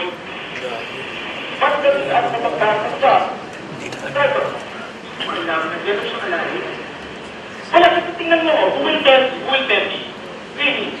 Did you get to tell me? Ayun, sino ba yung mga nandun? At hindi yung mga nandun sa yun. Anyone else? Wala, nobody can stop. Nobody informed. It's like people were waiting for somebody to do that. When do you think kayo maaabot ako? Diba? Sige, i-inform. I should have been informed. Lang yun. Kapag gusto ko mag-agad, sigurado sa mga gusto ko mag-agad. Okay, so after that video na kumalat, for some weird reason, sumikat siya. I've never seen in my whole life, overnight, 60,000 likes in a single page. Right? People got so mad at him, no? Sinugo ng kotse sa bahay. So he was so, he was cyberbullied. No? People were saying na kasi yabang ng dating ba? No? And after that, so many pages were created. So many pages were created against him. So what happened? Because for me, I don't think he deserved that. I don't think he deserved that. So I found a way. I asked my friends, do you know him? Because I don't know him. Okay? So what I did was I got this email and I wrote him. I said, you're being cyberbullied online already. I'm Donald, I'm in digital. Do you need help? So sabi niya, I'm recuperating already because right now, emotional trauma. Biglang cyberbullied, no? I'm recuperating in Hong Kong. Any help you can do, I appreciate. So, tinunga ko siya, no? So I called Facebook. Itong mga pages, ginawa ko lahat. Then after that, okay na. Nawala na, after 2 days. Okay na. People can find the page anymore and all of that. Kasi I wrote Facebook, you cannot be part of cyberbullying. It's not a real Facebook page. It's a cyberbullying page. Right? So sinulat ko sila. So okay na. So after that, tapos na, wala na. After 2 months, as you know, my client was BPI.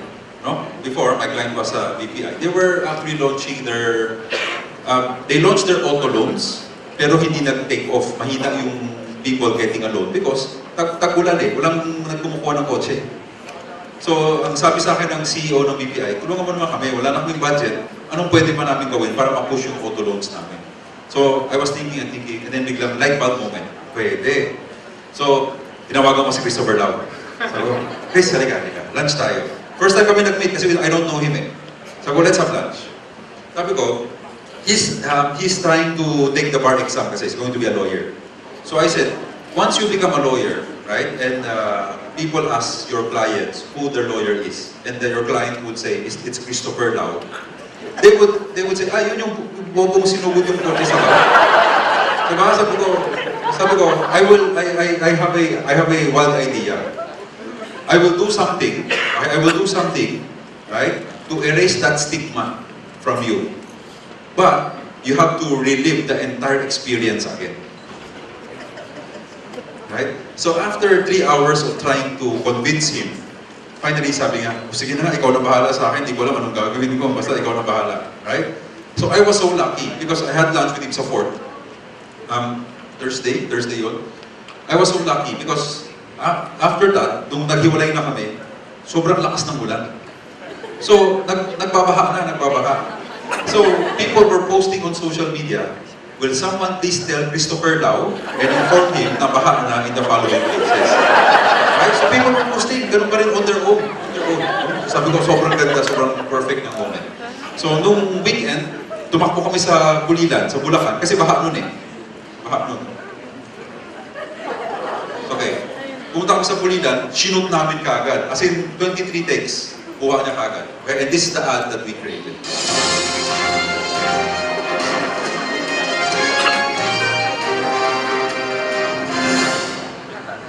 I think this is a problem with the barangays as well. For example, the Tanos, because they should have already warned the residents of this road. Hindi ba alam mo pwedeng bumaha kung pinaralan mo? Eh wala eh, kasi tingnan mo, who will tell me? Who will tell me? Really? Did you guys even tell me? Well, nandito kami. Oh, ayun. Sino ba yung mga nandun? Well, nandito kami. We were actually, surprise nga kami. Eh, paano yung mga kapitbahay doon? Did anyone tell? Wala eh. Nobody even stopped. Nobody informed. It's like people were waiting for somebody to just do that. Pero hindi ba na-realize na pwedeng bumaha sa pinaradahan mo sa lakas ng ulan? Wait. Hindi yung... Bakit ako? Diba? Dapat i-inform. I-inform. I should have been informed. Yun lang yun. Dapat i-inform. Dapat i-inform. Dapat i-inform.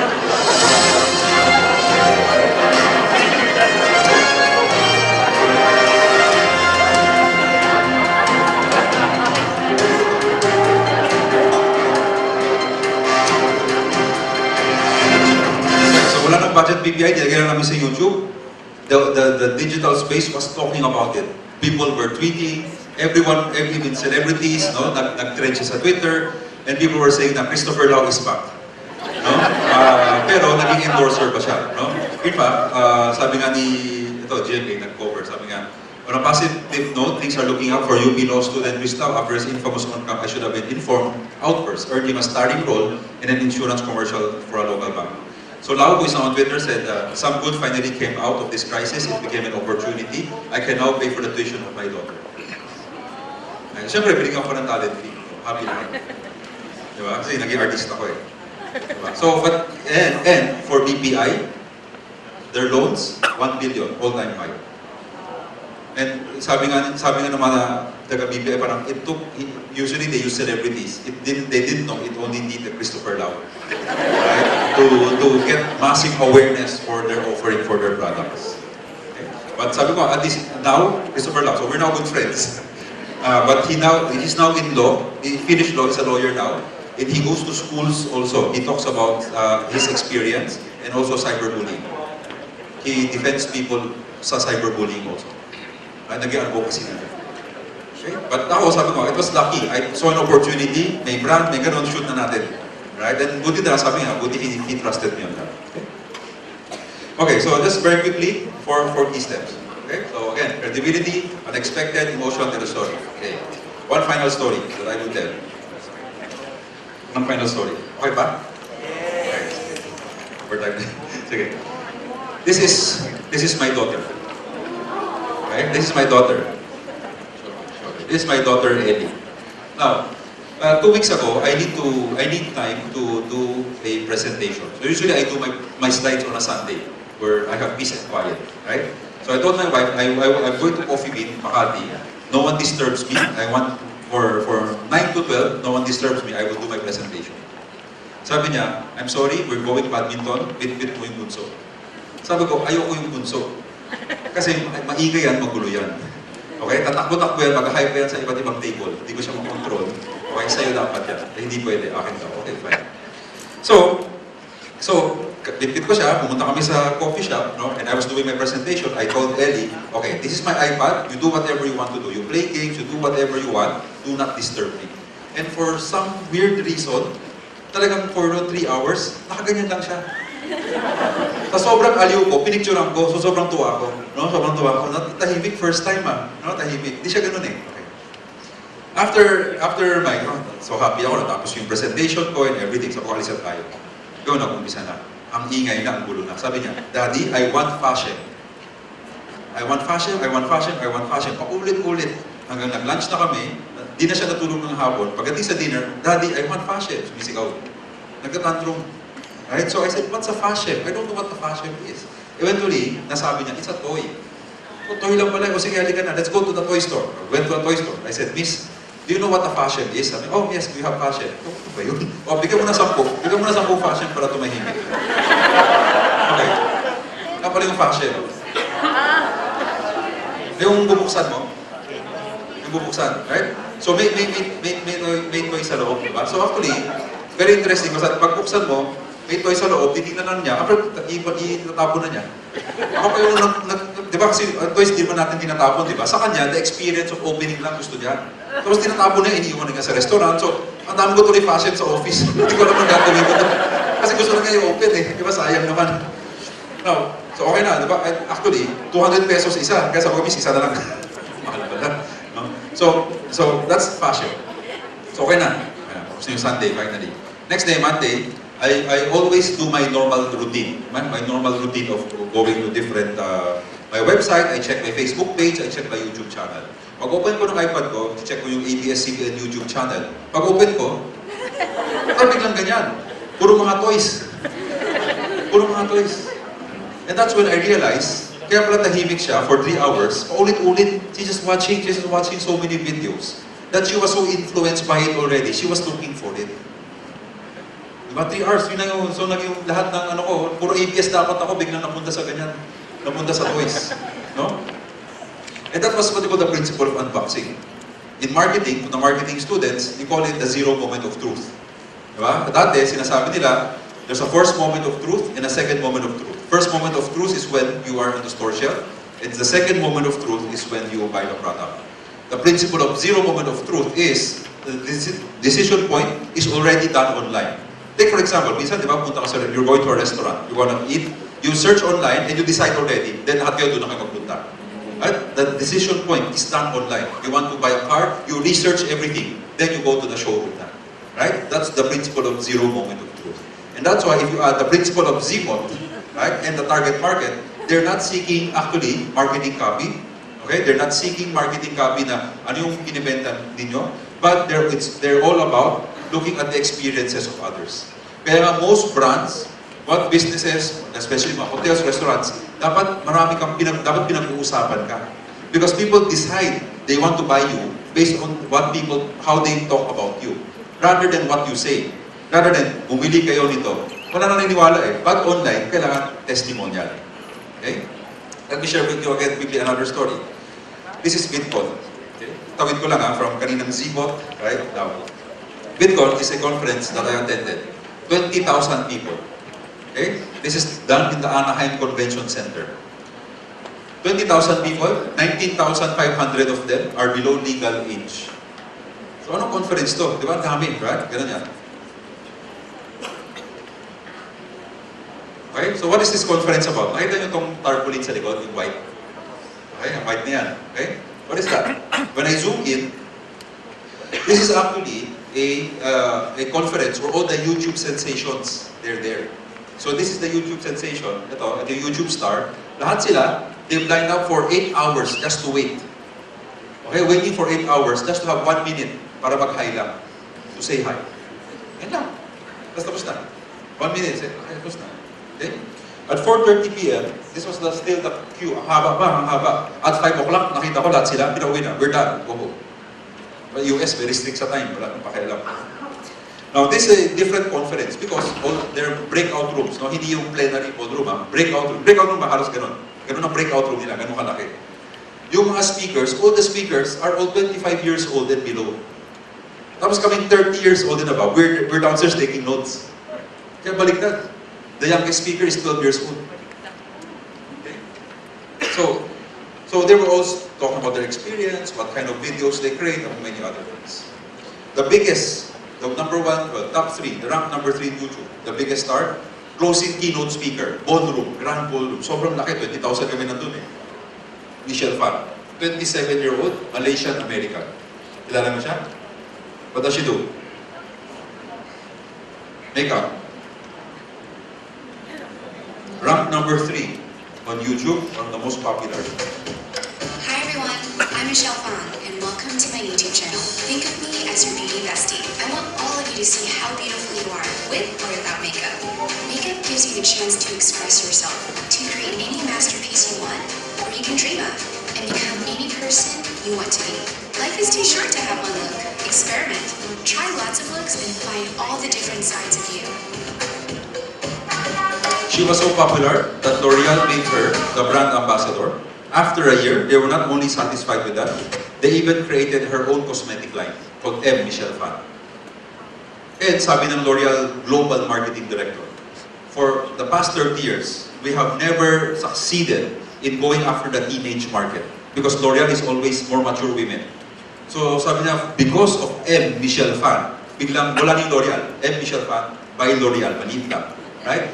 They were able to capture the teen market, right? Using sabi nga, we put all the celebrities there. It was not able to sell the product. We put in a YouTube sensation and it opened our entire market altogether. Okay. Now, on a personal note, I'll share with you what I've done also, having all of these learnings. The day before VidCon was what they call a YouTube Partner Summit. Okay, YouTube Partner Summit is by invite only. Only 100 people are there. 20 would be from YouTube. CEO, Senior Vice Presidents, Vice Presidents. And then one per country. So I represented the Philippines, I was there.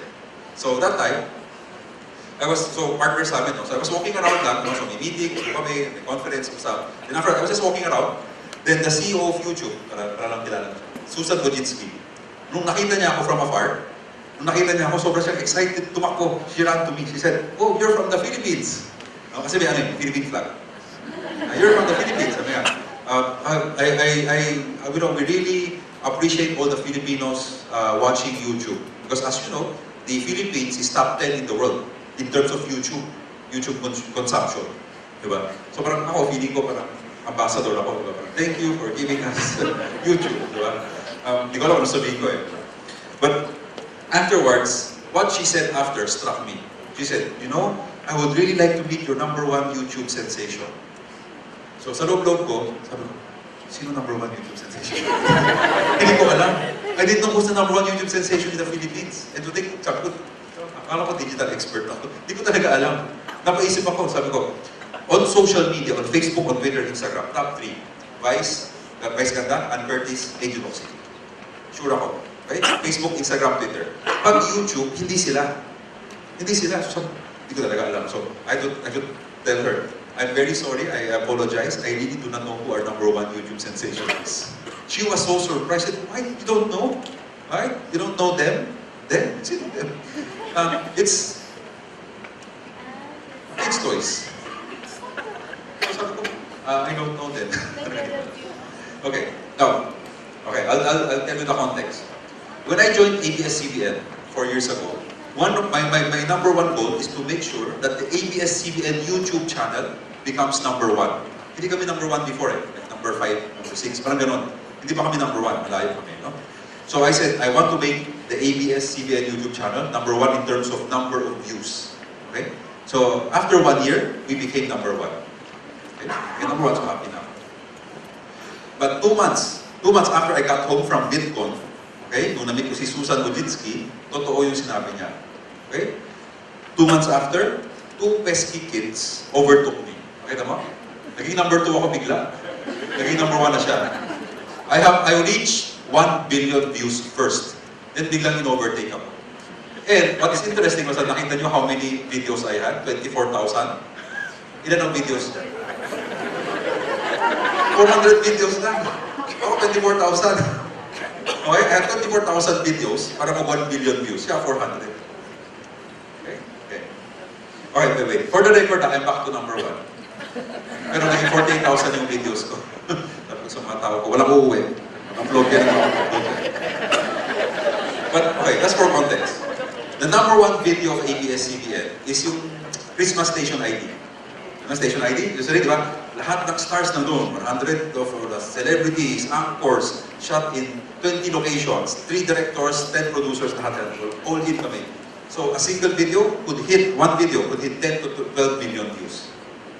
Top videos namin yan, right? 10 to 12 million views. Not the #1 video of kids' toys, not their #1. Is this very weird video called Innovation Scorpion. Kumuha lang ako. 16 million views. 16 million. 16 million views. Okay? Ano yan? Okay, pakita ko sa inyo. 16 million to. Hi everyone! Welcome back to Kiki's Toys channel. Today we are going to open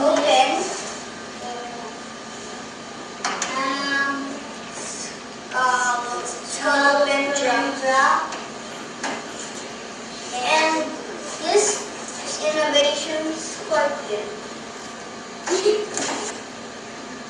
Let's open them! You first! Me first! Rock, paper, scissors, shoot! O, di ba nakakasar? Alam ko lang. So, siyempre, pinakita ko kay Charo Santos, di ba? Siya yung president namin. Charo Santos, Bonnie Vidanes, Loren Jogi, narinig na sila. Nakita ko tong video. O, di yung video mas mataas sa atin. Sabi nila, anong klaseng video yan? Ang pangit. Mali ang blocking. Hindi na-mute yung sound sa background. Nakakat yung ulo. Bakit talaga? Mas mataas ang views nila.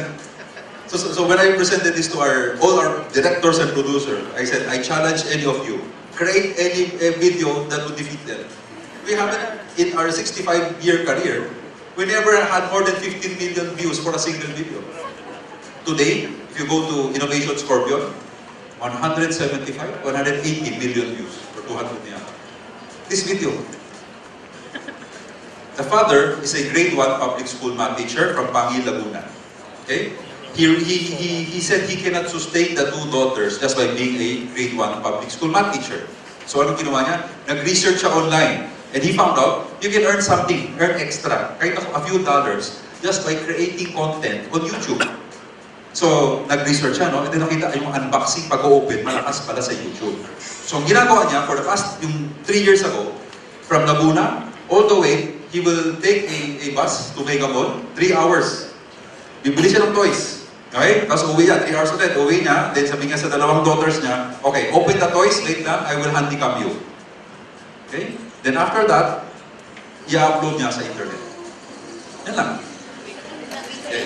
Okay, context. Okay, balik ako sa numbers.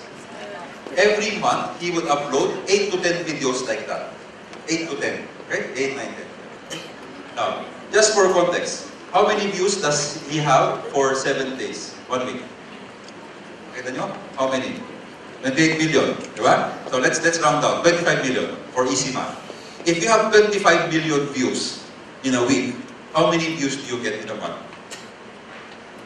Times 4. Times 4. 100 million views. Right? 25 million views times 4, 100 million views.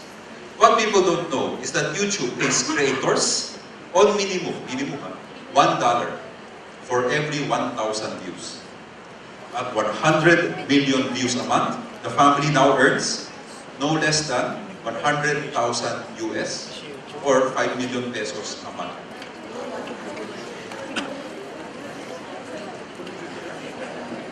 Actually, siya 5 million. Maabot siya ng 7 million a month. Okay na sa inyo, 7 million pesos a month.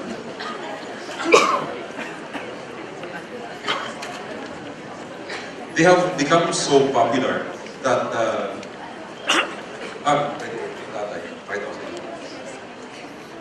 that's the father.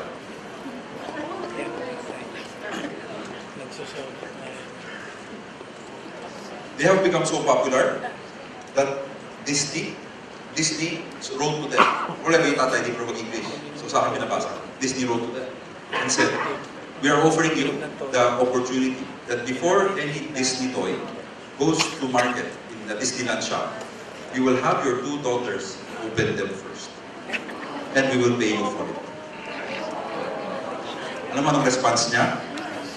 No. No corporation can mandate to what toys my daughters will open. Only me.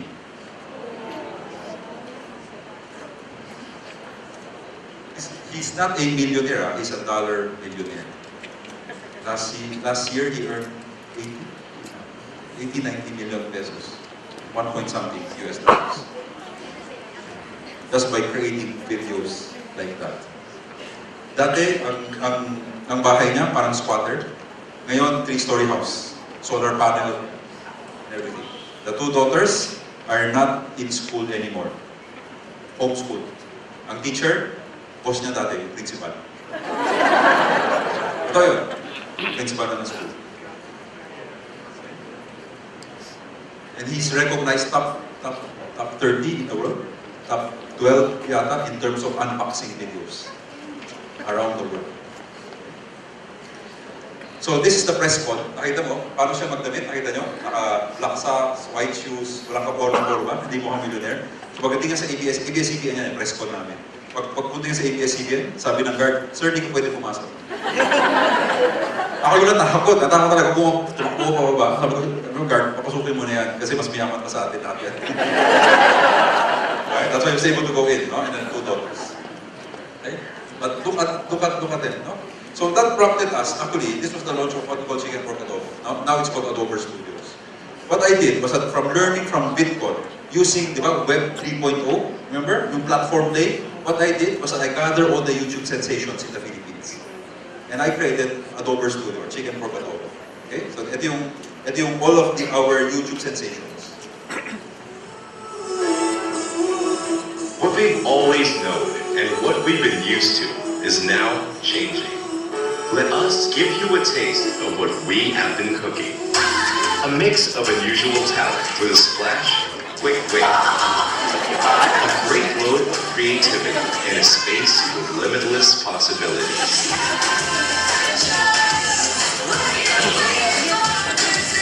Now we have something that's truly Filipino, chicken pork adobo. Unconventional, engaging, collaborating. These are the new breed of content creators capable of rocking the digital screen. And this is only the beginning. We are set to find the next online sensations, and we can't wait for them to add more Pinoy flavor to what we already have. Serving you the tastiest from the network that gives you the best. Chicken Pork Adobo. So ito yung mga YouTube sensations. Today we have around, today we have 400 na, 300 plus before Christmas. Of course, number one, again, is them. Ito yung nanay. Actually, when I wrote to them, I said, would you like to be part of Chicken Pork Adobo, our YouTube, what you call multi-channel network ang tawag, yung Adober Studios. Would you like to be part of us? No, I'm creating a YouTube, yung YouTube stable of top talents on YouTube. No, I wrote to them, sabi niya, why would I join you? I'm bigger than you. Which is totoo naman, I'm bigger than ABS. Diba? Sabi nga niya, matalino nga yung tatay, sobrang talino. Sabi nga, number one kayo sa TV, sa YouTube kami number one. Ba't ako sasama sa'yo? Galing. So of course, like anything, what I learned early in life, the weakness of every man is the woman. Nalaman ko na yung wife, fan na fan kay Charo Santos. So sabi ko kay Charo, that's our CEO, meet mo sila, 15 minutes lang, meet mo lang sila. So sabi si Charo Santos, okay, di ba? Parang, sige, walang problema, ganyan. So yung buong family pumunta sa floor nila, sa floor ni Charo, 15th floor. Upo kayo, tapos kwento lang si Charo, kumusta kayo? Paano nyo naisip yung mga ganon? Yung buong family nakatitig lang kay Charo. Tapos yung wife, ang sinasabi lang paulit-ulit. Ang ganda mo, ma'am. Ang ganda mo, ma'am. Ang ganda mo, ma'am. Puro ganun. So after the courtesy call, 15 minutes, baba na kami sa floor ko. 9th floor naman ako. Pababa pa lang. Sabi, sa elevator kami ni Sunny Tendilla. Sabi ni Sunny, okay na tayo. Sabi ni Mrs. Pirma na. And that's why they signed with us. Part sila ng network namin. No? Sabi mo, Charo Santos ang pala kalaban. And then, of course, second most popular, Lloyd Cadena. Familiar with him? Okay, Lloyd. No? So, iba-iba. Actually, kung may mga anak kayo, friends, you can create a YouTube video and earn from it. Right now, my students in UANP, ang midterm exam nila, create a YouTube channel. Madamihan ng views. At sobrang excited sila. Parang normal lang for them to create videos like that. Yung isa, so iba-iba, no? May fashion and beauty, gusto mong makeup, you make up yourself. You can do comedy. Lady Gagita, it's our top 3, Lloyd Cadena. And then you can do song and dance. Okay? And then lifestyle, entertainment. Pati kasi Chinky kilala ko Chinky. Part namin yan. Okay? Gusto nyo makita si Lloyd Cadena, video? Medyo gross okay lang. Ito yung one of the top videos niya. Soy sauce challenge. Nakita niyo na ito? Sobrang sikat si Lloyd right now. meron siyang libro, meron na siyang radio show, meron na siyang may movie, ang dami na niya. Dahil lang sa YouTube na una sumikat. So kung gusto sumikat, pwede siya gayahin dito. The soy sauce challenge, and this is what we're gonna do. We're gonna pour the soy sauce in the water. I'm gonna go drink it all. Drink it all, say drink it. Drink it all. Here we go.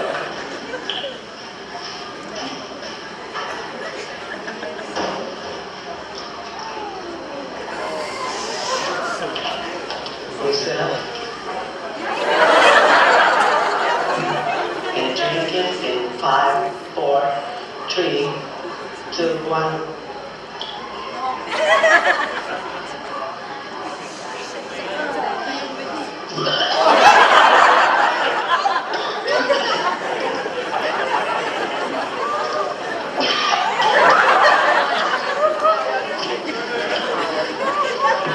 Maraming million of views ko.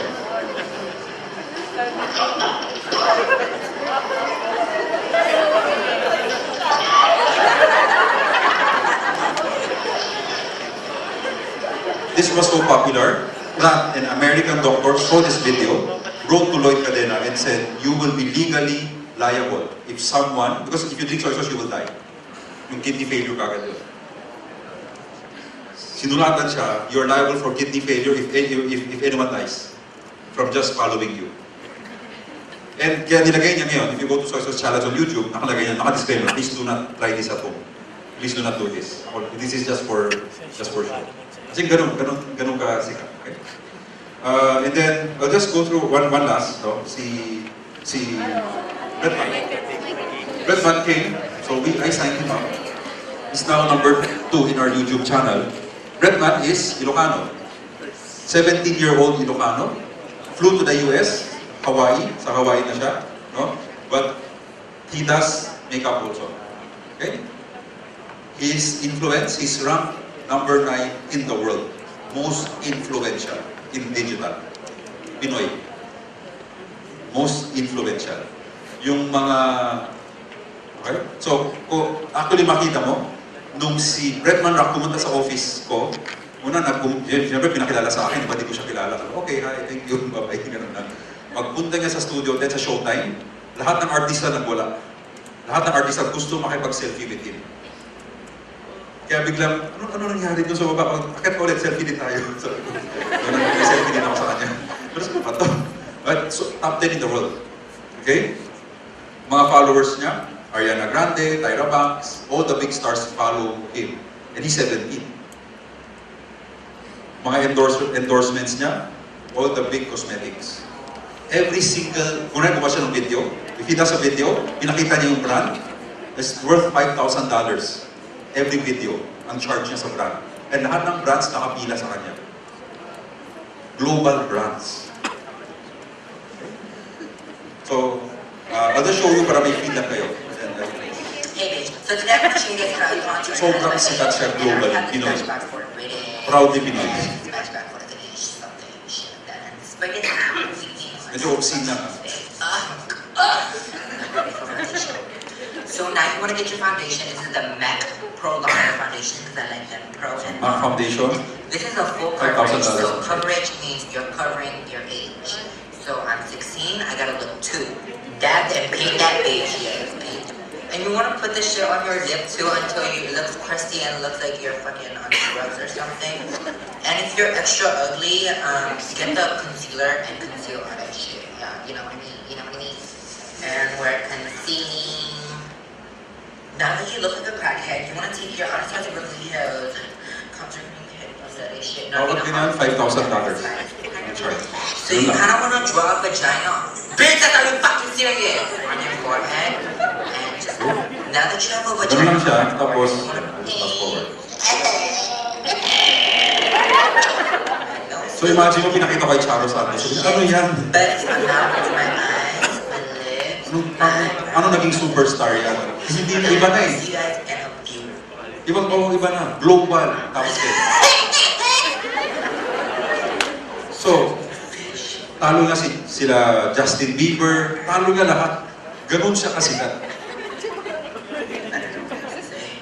Bye! So when he was here, Summit created a video, parang pinapatranslate. Marunong ka ba mag-Tagalog? Ganun lang. No, I know this. It's a bug. It's a lizard. Tagalog siya. Yes. Kabutit, lizard. Is it a plant? Purple yam. A yam. Potato. Kabutit. Hello, that's a lizard. Uy, Ilocano. Yung Ilocano lizard. Out close. They're in the same family. Potatoes and mushrooms. Hello. Hello, Jean. Hindi ako. Oh! No. Like, wala, like parang may hole. Pantalan mo ng kapalan. Ay, kapalan ka lang. Here, airplane. Paliparan. Go fly. Hello! Fly kite. Paliparan ng kite. Paliparan is a plane. Fly. Uy. Airport. Oh, like Kilintas, like fix your hair. Straightening. Rebonding. Curling. Crazy. Braiding.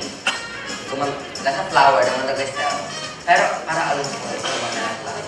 High biscuit yung ano mo. Grow. Ugly. No, my dad gave me this. Shell bank. Akan siya, like, to save money, like, it's a big shell bank. Shell bank. Kaya yun. Important. Uy, imagine it. Like, parang, is it in the band? Like, color guard. Uy, is it lefty and handy? May Tagalog yung makeup. Diapers. No, I know that I heard of mine. I heard of mine. Underwear. Oh! Fancy liner. Is it like ano is catch? What is catch check? Toilet! Laying down on a chair. Chair. Oh! Pero sweat. Ano ka? So, ganun ang level ng weirdness ng mga bata. Kaya nga sinabi ko, immigrant and native. For an immigrant, you will never understand what native people want. Right? And that's why, when we said, no, when we create, like for example, before, when lahat ng websites, lahat ng anything that touches digital, ako nag-a-approve eh. Ngayon, rule na namin, hindi ako pwede mag-approve. Hahanapin ko, sino mga intern dyan? Kayo mag-approve, ito yung layout. Gusto nyo ba? Okay, pag gusto nila, okay na sa akin. Kasi, how can I approve when I don't understand? Right? So, ako, I look at the business side. I look at everything else. Okay, then, ako titignan ko. Pwede kumita, saan pwedeng maging marketing, pwede tumulong sa sales, okay, go tayo. Right? Pero I will never touch. Because yung sinusuba mo yung soy sauce, yung mga gano'n, hindi natin naiintindihan yun eh. Right? I have a lot of people who come to me, kahit ng mga small, medium enterprise, they come to me, can you help me with digital? Patulong naman gumawa ng Facebook. Sabi ko, wag na ako, ask your son to do it for you. Kaya nila. Right? And they will teach you pa. No? So that's the world we live in today. No? I won't go through this in detail. No? So, again, just some last thoughts. No? In this age of Web 3.0, the only way forward collaborative. Diba? Sabi ko nga, yung chicken pork adobo, diba? Yung studio, it was a paradigm shift for ABS. Kasi sabi nila, we're the king of content. Every show that you see, kami nag-iisip, kami nagagawa. With YouTube, sabi ko nga, I was telling our directors and producers, being the king of content doesn't mean that you have to create all the content yourself. Get people to co-create with you. And you share it to others. Right? And lahat sila kumikita, lahat happy. Sobrang paradigm shift na ABS. Kasi bakit? Pagdating sa mga shows and TVs and everything, talent, contract, firma. We will tell you whatever we want you to do, gawin mo. Pagdating sa YouTube, Kids Toys, Lloyd Cadena, revenue sharing eh. Right? So sabi ko sa kanila, rev share tayo, di ba? Chinese style eh. Di ba? Revenue sharing. I manage your channel, you do content. Ako bahala sa finance, legal, copyright ng songs, everything. Tapos ating kapatid. Happy lahat. Kaya biglang, in 1 year, 400 kagad, YouTube sensation sa akin. Right? Kasi happy kapatid na lahat. It's a business model. Right? And makita mo mga artista, una, galit sa akin, mga artista. Paano yung gano'n? Hindi naman ganun ang style ng ABS ha. Wala namang business. Di ba? Yung mga artista, pag nag-acting, yun na yun eh. May binabayaran lang. Walang business side. Ito, the more views they get, the more views, then we earn. Both of us earn. Right? Isa pa, gumawa ko ng, in one of the ABS event office, gumawa ko ng isang malaking room. Ito ang studio ninyo, lahat ng mga YouTubers. ito yung pinaka-best na camera, video, lahat ng screens nandun, anong gusto mong gawin. Tapos kung gusto mo mag-props, just request, I will give it to you. Lahat ng mga YouTubers, ha, sabi ko, sa inyo lahat to. So when I launch it, sobrang confident ako, sabi ko, nako, problema natin. Baka lahat magsabay-sabay, mag-schedule. Maipit ako sa schedule. After 1 year, wala. Walang nag-schedule. Sabi ko, ano nangyari? So pinapagalit na ko tao ko. Sabi ko, paano na nag-schedule? Di mo ba in-announce sa kanila? Sabi na sa akin ng tao ko, ayaw nila eh. Sabi nila, pag YouTube, dapat sa bahay nila. Dapat lumang camera. Dapat authentic. Anything that you do on ABS-CBN, yung Channel 2, yung sobrang scripted at sobrang hindi naniniwala ang tao. Kaya makakita mo, di ba, si Bretman Ra, automatic yung reaction lahat. Walang acting. Yung what is real. Right? So, and that's why, sabi nga nila, that's the new way of content. Bakit, for example, sumikat, like for example, yung mga PBB, kasi walang acting eh. Di ba? Yung Big Brother, basta yung camera nandun. Kung anong sabihin nila, anong sigaw nila, anong nakita lang. Right? And we're seeing how that has been evolving, especially on our end in content creation.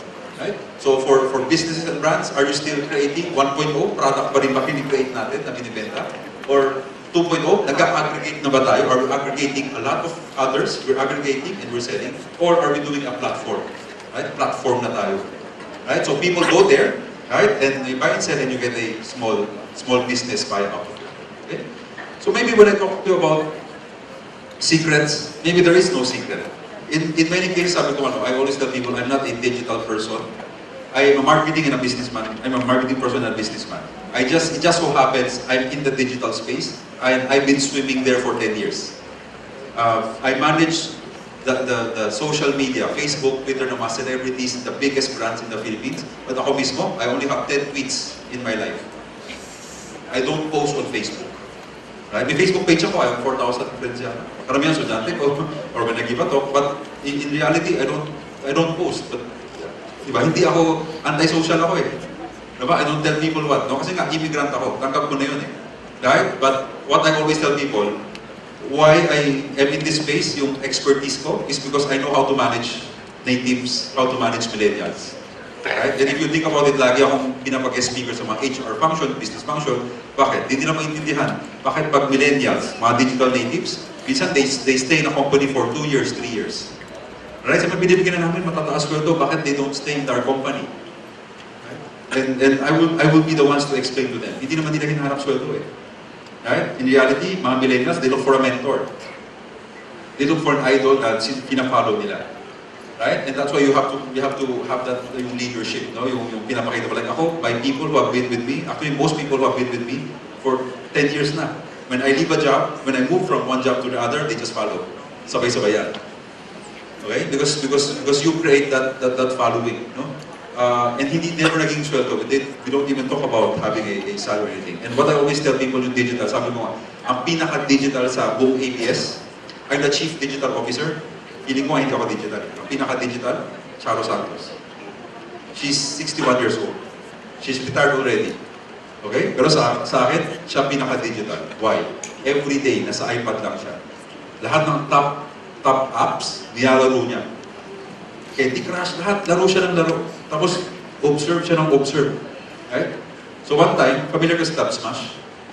Yung lip-sync na app, di ba? Lip-sync na app. Pinakita ko kayo sa Charo, tingnan mo, may bagong app, ang ganda, Dub Smash. So, pakita mo lang sarili mo, galaw mo yung lips mo, tapos may music, parang ikaw yung kumakanta. Right? So, ganda, Dub Smash, gano'n. Sabi niya, ano ka ba? 2 weeks ago pa yan. Okay, pahiya naman ako. Diba? Kasi ganun siya ka-advance. Why? Because ang secret of digital is you have to swim there. Digital is never intellectual. Immigrants kasi tayo, intellectual, di ba? Paano to? Step by step. But if you think about it, diba? It's never that. It's when you swim, you begin to understand.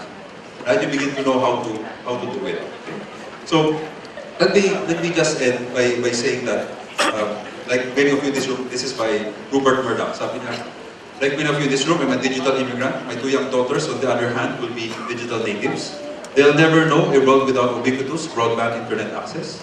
We may never become true digital natives, but we can and must begin to assimilate to their culture and way of thinking. For us to prepare our brands, our businesses to the next generation. So, the reality is that the world belongs to the native, whether we like it or not. But what I always tell people also is that in the end, nothing would still beat an immigrant gone digital. Right? Because of the perspective and the experience. Imagine how powerful that is once you get into the, understand the digital space. So with that, I'll end. We are stuck in that. And maybe I'll open the floor.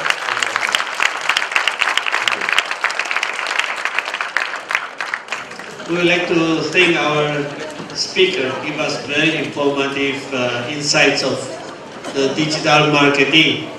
Now, before we go into the question and answer, I'm pretty sure many of you will like to know more about this. Let's have a 10 minutes break. My question is more of a self-observation and opinion than a question. To my observation, I think people are more intertwined with the YouTube followers, such as the kids' toys, because it seems more real than the conventional advertisements, such as McDonald's and Jollibee. In such a way, once we see advertisement and look into the real thing, they don't really match up. But when we see such as the kids' toy, it's more realistic. We know it is real because of its flaw, and in such a way we can easily connect. So I want to hear your opinion. Is it because the reason why they're so successful is because they're real, they're close to reality, they're not planned, they're not methodically calculated, so we can easily relate to it? Is it because... You're correct with that. That is why, I said earlier, Disney approach is kids' toys.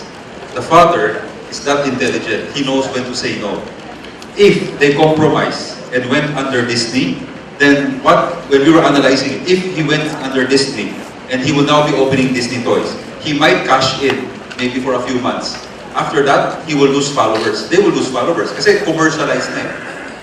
Right? But kaya nga sabi niya eh, the success is because I choose the toys. Walang pipilit sa akin at hindi ako yung binibentahan. Hindi yung force yung no, this is a nice toy, hindi ganun. Totoong nice yun kung nagustuhan. Kung bakit, the two daughters will say, I don't like this toy. Right? Well, so you're correct. That is why if you look at immigrants and natives, the natives today, they look for authenticity. That was the key term that they keep on using. They want something real. Right? They want something that they can relate to. That's why Bretman Rockloyd, all of them. Ayaw talaga nila ng may director, may cameraman, may producer, may all of that, and everything is staged. Right? And given that this real age, that's the challenge also of a lot of marketing people. No? I don't know if you've seen the Jollibee commercial. Diba? Pero kwento lagi. Sabi nila, ang commercial right now, it's never about an anymore. No? It's never about just a 30-second commercial na this is our product. It's all about storytelling already. No? And the most effective stories are the authentic stories. And I think you're right. Was Michelle Phan. For me, she's like any other. Michelle Phan was 2008 pa. She just liked to show people makeup. And people just started following her. And she was, what made her successful? She was one of the first. Actually, she was one of the first who was there. Then eventually from 100,000, 500,000, 1 million followers. Kaya nga kung nakita yung Kids Toys, ano pa lang yan, 1 million followers. Michelle Phan, 6 million followers. Bretman Rock, 6 million followers.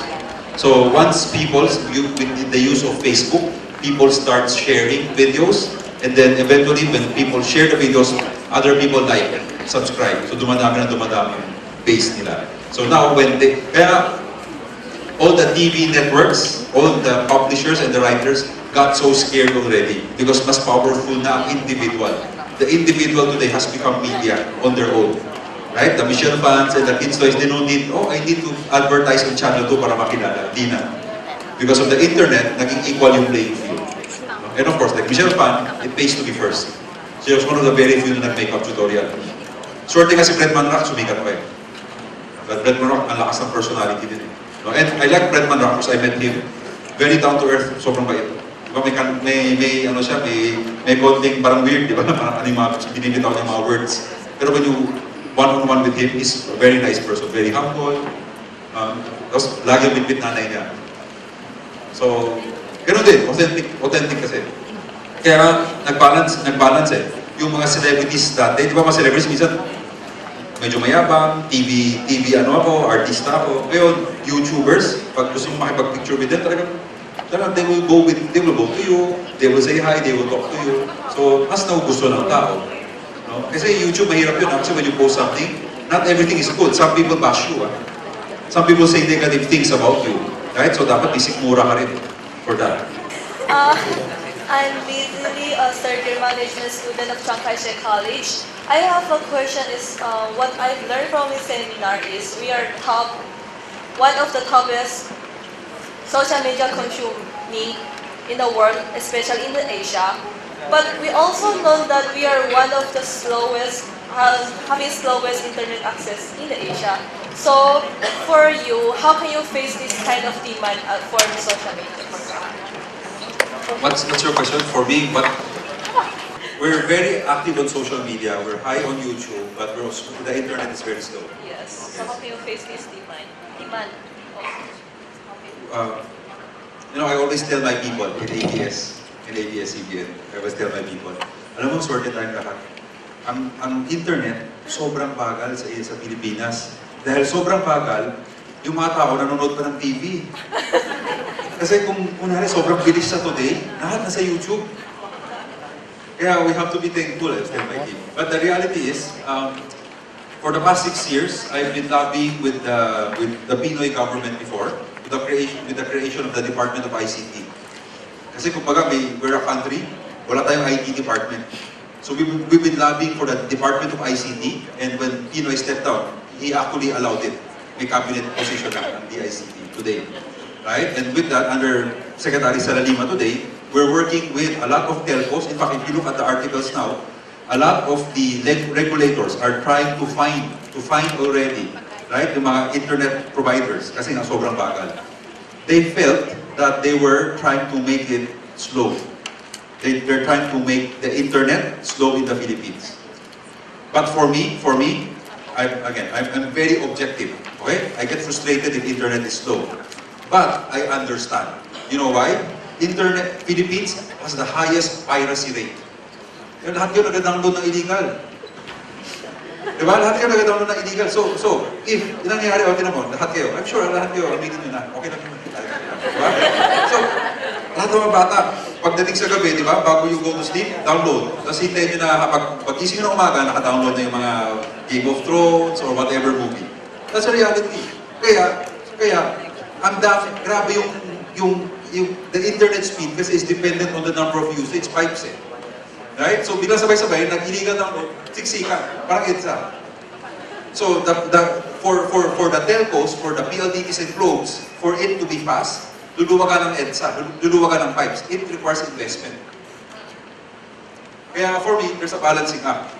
I agree that they should be fine and they should make it faster. Pero kasi Filipinos, di ba, pag free, inaabuso. Pag unli, inaabuso. Pag buffet, inaabuso. Diba? So, okay, balance lang natin. But that's the reality. Kasi sa US, wala naman pakialam eh. Wala nga silang, di ba? For them, 99 cents. Di ba? 9.99 movie, ganun. Pag tayo, bigyan mo ng 99 cents, unlimited, talaga di matutulog. Basta hanggang uubusin sa sagarin. Di ba? That's the reality. So, I mean, that's what we work with. Pero, so I have no other comment except we're working even with regulators, with a lot of other groups to make it fast. But for me, baka maabuso kasi, yun din natapos.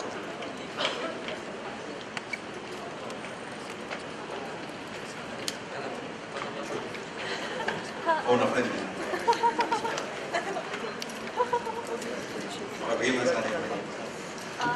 Another question, how can you differentiate between illegal and legal?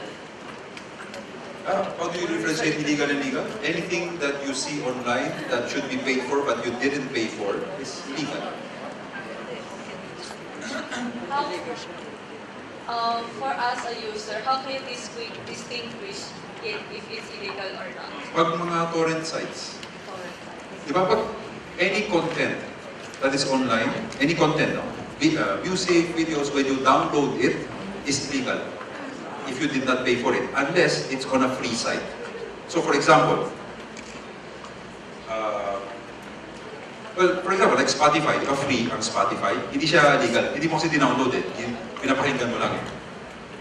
YouTube, free yan. Pero pag dinownload mo yung particular music, theoretically, that's illegal. Pero people use it Diba? Hindi mo alam eh. Okay lang yun na. Ako rin hindi ko alam eh. Hindi ko alam. So ako rin, marami rin ako dinadownload na illegal. But kids lang tayo. Yun lang sinasabi ko. Let's not be, I'm not too obsessed with what is legal or illegal. Kasi if you think about it, sabi ko nga, part of my job, every time may show sa ABS, sometimes people use a phone, di ba? Binibideo na nila eh. Tapos ina-upload na nila sa YouTube. Right? So that's illegal. Because that's our content. That's illegal. So what happens is that, now, try it. In less than 5 minutes, the content that you put on YouTube, kung video mo ang, let's say, ASAP or Showtime or whatever show, ilagay mo sa YouTube, in less than 5 minutes, wala na yun.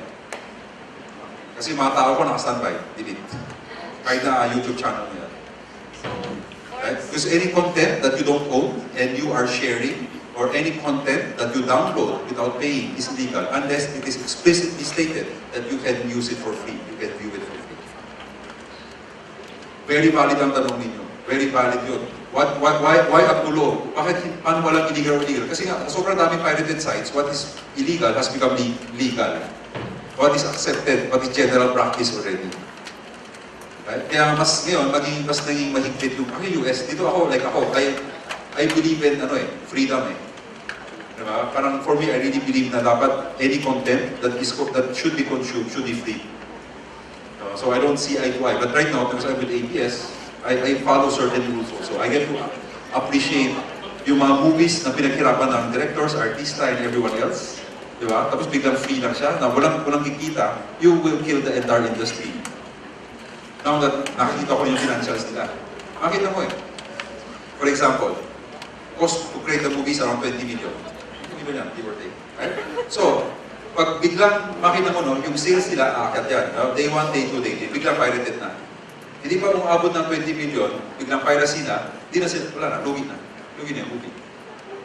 Kaya yung mga indie ko, actually kami, Star Cinema, malakas. Kasi biglang lahat ng SM, lahat ng makuha ko agad eh.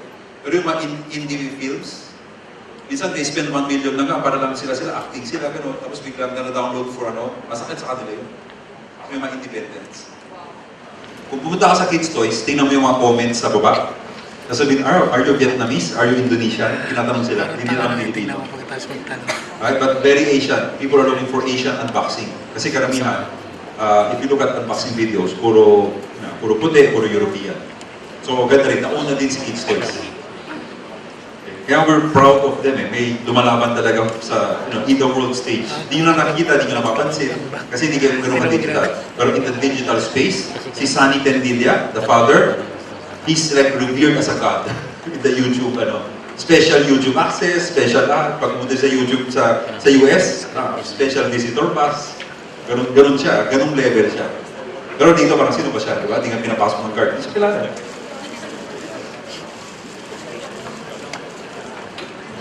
Next question. Okay, we have a few written questions here, sir. Are there any particular social media platforms to use in digital marketing? Right now, for businesses, Facebook. Facebook lang. The rest won't matter. So you use Facebook a lot. And kung B2C kayo, if you're selling a product, if you're B2B, business to business, wala kayong consumer, right? Like for example, tatay ko, laging gusto digital marketing. Wholesaler siya sa Divisoria. Sabi ko, huwag ka nang gumawa ng website. Gusto niya gumawa ng website. Diba? So sabi ko sa tatay ko, huwag ka nang gumawa ng website. Ang gagawin sila pumunta sa website mo. Wholesaler ka ng lighting products. Diba? Pagawa ko si GE, si Philips, yun ang binibenta namin eh. Sila gumawa ng website. Pero yung company namin, anong gagawin mo sa website? Gusto niya gumawa ng Facebook page. Sino magla-like? Tayo. Diba? Pag consumer ko sabon, shampoo, soft drinks, pwede consumer, social. Diba? Pero kung B2B ka, business to business, don't do digital ads. Sabi ko nga, I'm a marketing person and a businessman before I'm a digital person.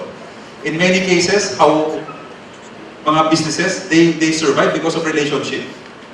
Sometimes digital can be a disadvantage. Kasi sabihin mo, nag-text na ako, nag-email na ako, okay na yun. Hindi.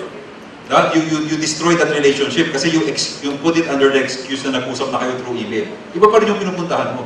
So even ako, my strength, when I was with an agency, in most agencies, advertising agencies, nagpipitch kami, nagpipresent kami sa Coke, diba? Sa Ayala, sa Petrol, mga ganun. When we present, PowerPoint ng labanan eh. PowerPoint, pagalingan ng presentation, ganun. I always win. Why? Because before the presentation starts, nakaibigan ko na lahat eh. It's the affinity, the trust that they give you. Hindi kahit na minsan, alam ko minsan pangit presentation ko, okay lang yun, pero sure ako kaya makuha ko sila. Because the affinity eh. I'll tell you secret lang. We made a presentation to Ramon Ang. That time, he still owned FAL. Right, FAL. 5 agencies, 5 advertising agencies. So ako, I represented Macan, and then 5 kami multinational, siyempre Ramon Ang yun. Lahat lumipad, all the way. New York, gano'n, nag-present, lahat nag-present. Ako, nag-present din ako, right?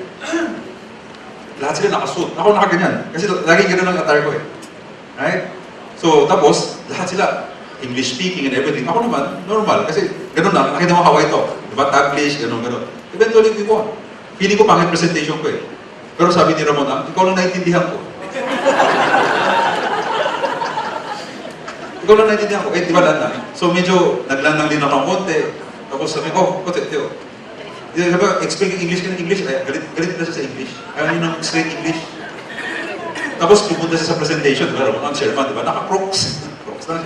Meron na ganyan, tapos di ba? So lahat formal. Ako naman, cool lang, di ba? Mga kongkway lang ko. Sir, lang yung digital at so many. Yun na, kuha na.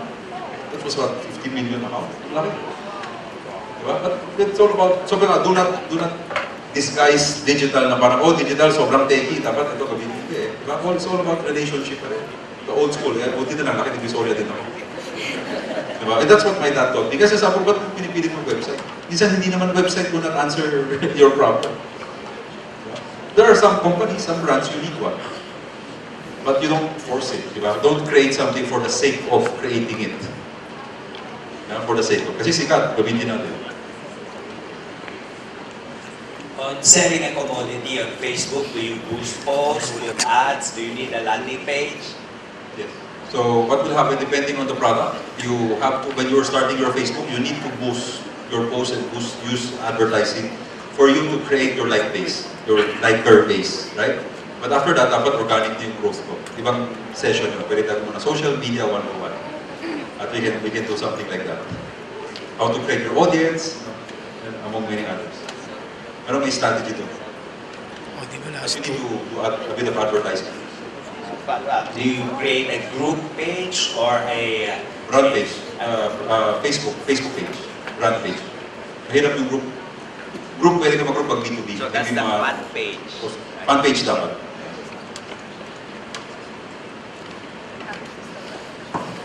Questions from the audience?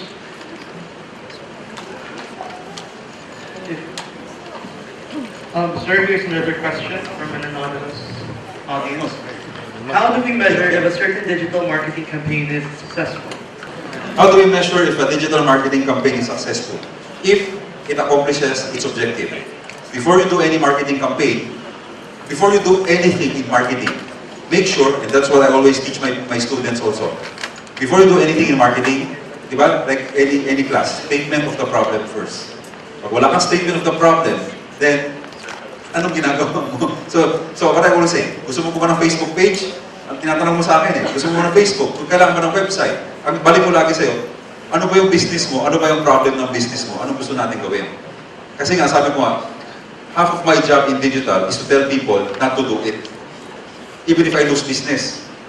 Because I'm a businessman. Alam natin, walang budget lahat ng tao Right? So in many cases, sabi ko sometimes yung pera mo, baka with my salespeople, hindi nga kami gumagamit ng digital tools Representation expense. Lapasin mo customer mo, maging sobrang close kayo na ayaw na niya umalis ka sa kanya. Diba? So what I always say, always in marketing, in any business naman marketing objective first. Marketing objective has to satisfy a business problem. Then you know. So how do you know success? I don't care if it's 2 million likes or how many people talking about it. Of course, those are metrics. Right? But sometimes, sabi ko, I handle Nescafe. Naging #1 Facebook page ang Nescafe. 2 million likes. After that, nagtingin na kami ng brand manager. O ano nangyari? Nag-increase yung sales. Ilang gig yan? Diba? Hindi clear Pag hindi clear, any metric is nice. 1 million views is nice. Okay? But I did, for example, just quickly, Coca-Cola. Coca-Cola, alam nyo ba, a lot of kayo, mga teenagers, do not like to drink Coke. Yung mga older ones, lumaki sa Coca-Cola. No? Yung younger ones, ayaw ng Coke kasi nga unhealthy. So, when I handled Coke, sabi ng Coke sa akin, our problem, we're losing affinity towards teenagers. They don't feel excited to drink Coke. Before kasi nung bata tayo, parang Coke, iba siya, no? May premium.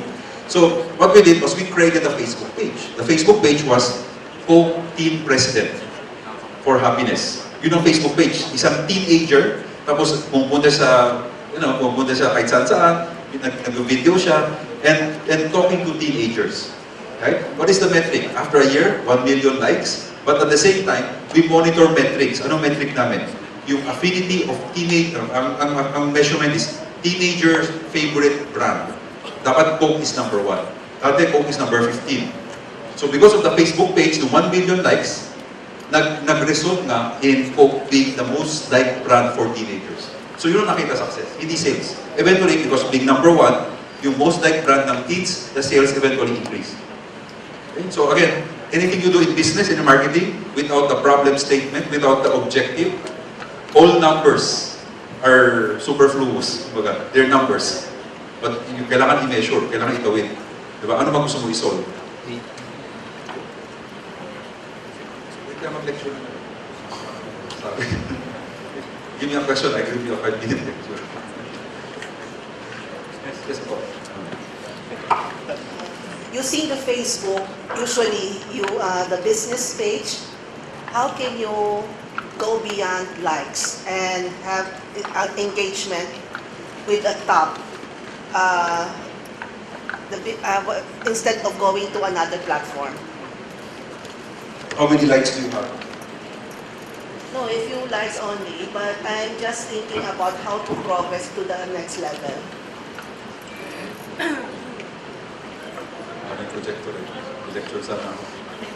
Number one, you have to determine first your target market. Your target market determines your audience base. So for example, anong target market mo? Kasi, di ko alam, B2B ka, B2C.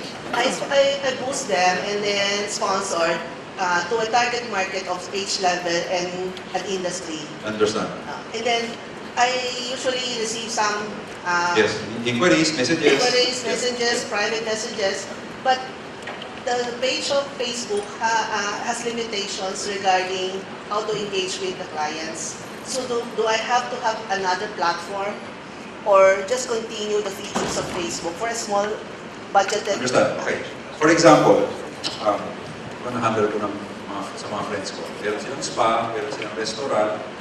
So, use Facebook kasi small business eh. Di ba? So, geographic. So, for example, I helped a friend manage a spa, no?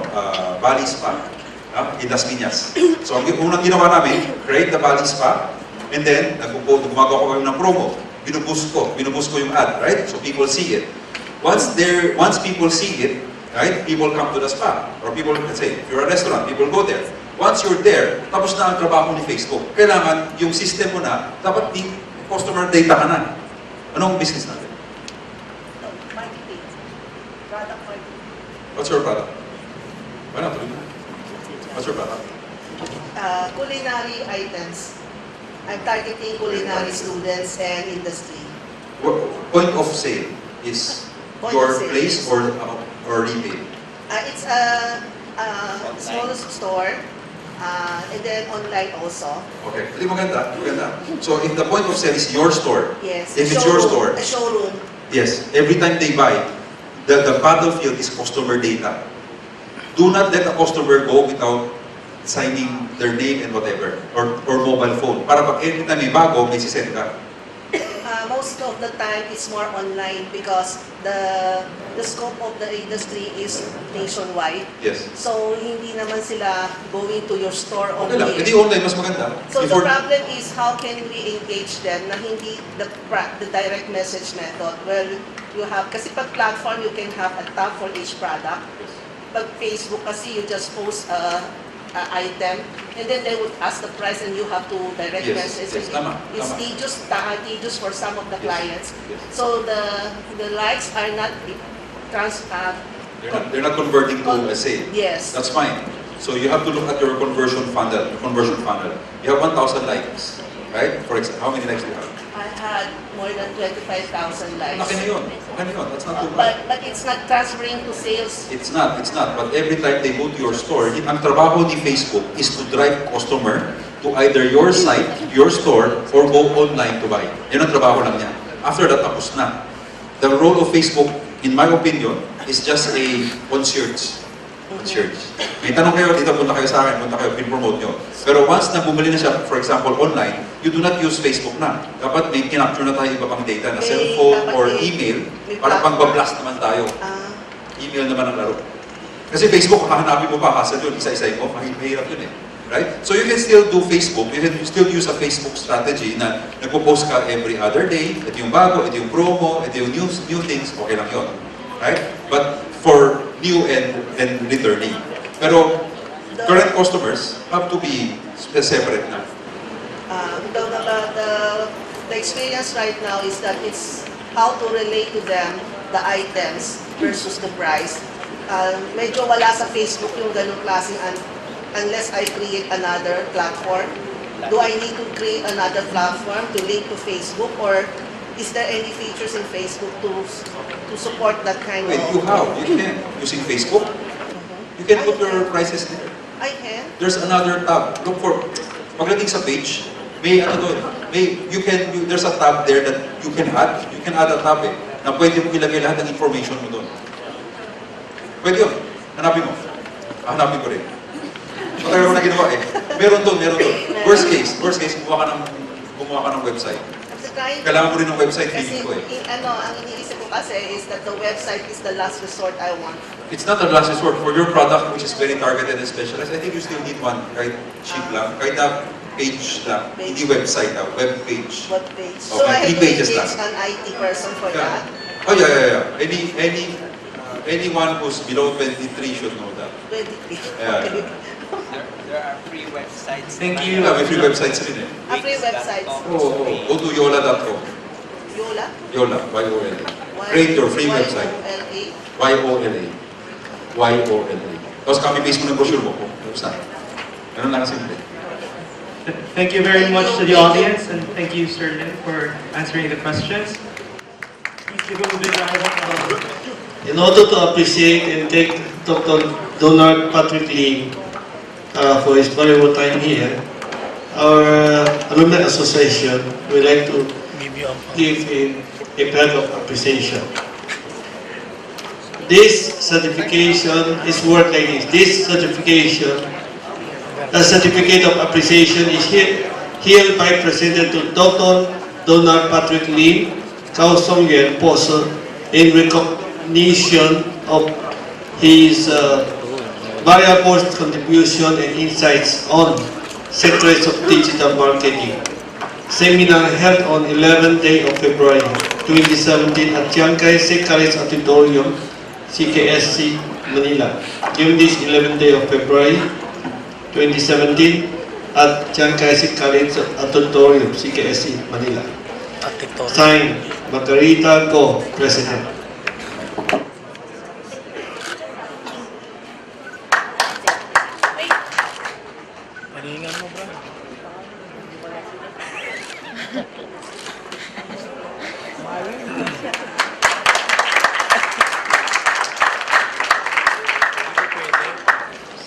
大家好，今天下午非常感谢高颂年博士为我们详细介绍了数位营销在当今商业世界里的重要性和功能，让大家了解到能够善用各类电子商业平台和社群媒体对推广公司业务的关键作用。今在座的各位来宾，茅塞土开的益良。We thank you, Dr. Donald Lin, for imparting us your expertise and for revealing the secret of digital marketing. We like to also express our most sincere gratitude to everybody who came and attended today's discussion. We hope that you all have grown more informed and more confident to engage or aspire in the challenging but not impossible world of digital marketing. Thank you and good day. Okay, this will end our seminar today. Thank you for all of you.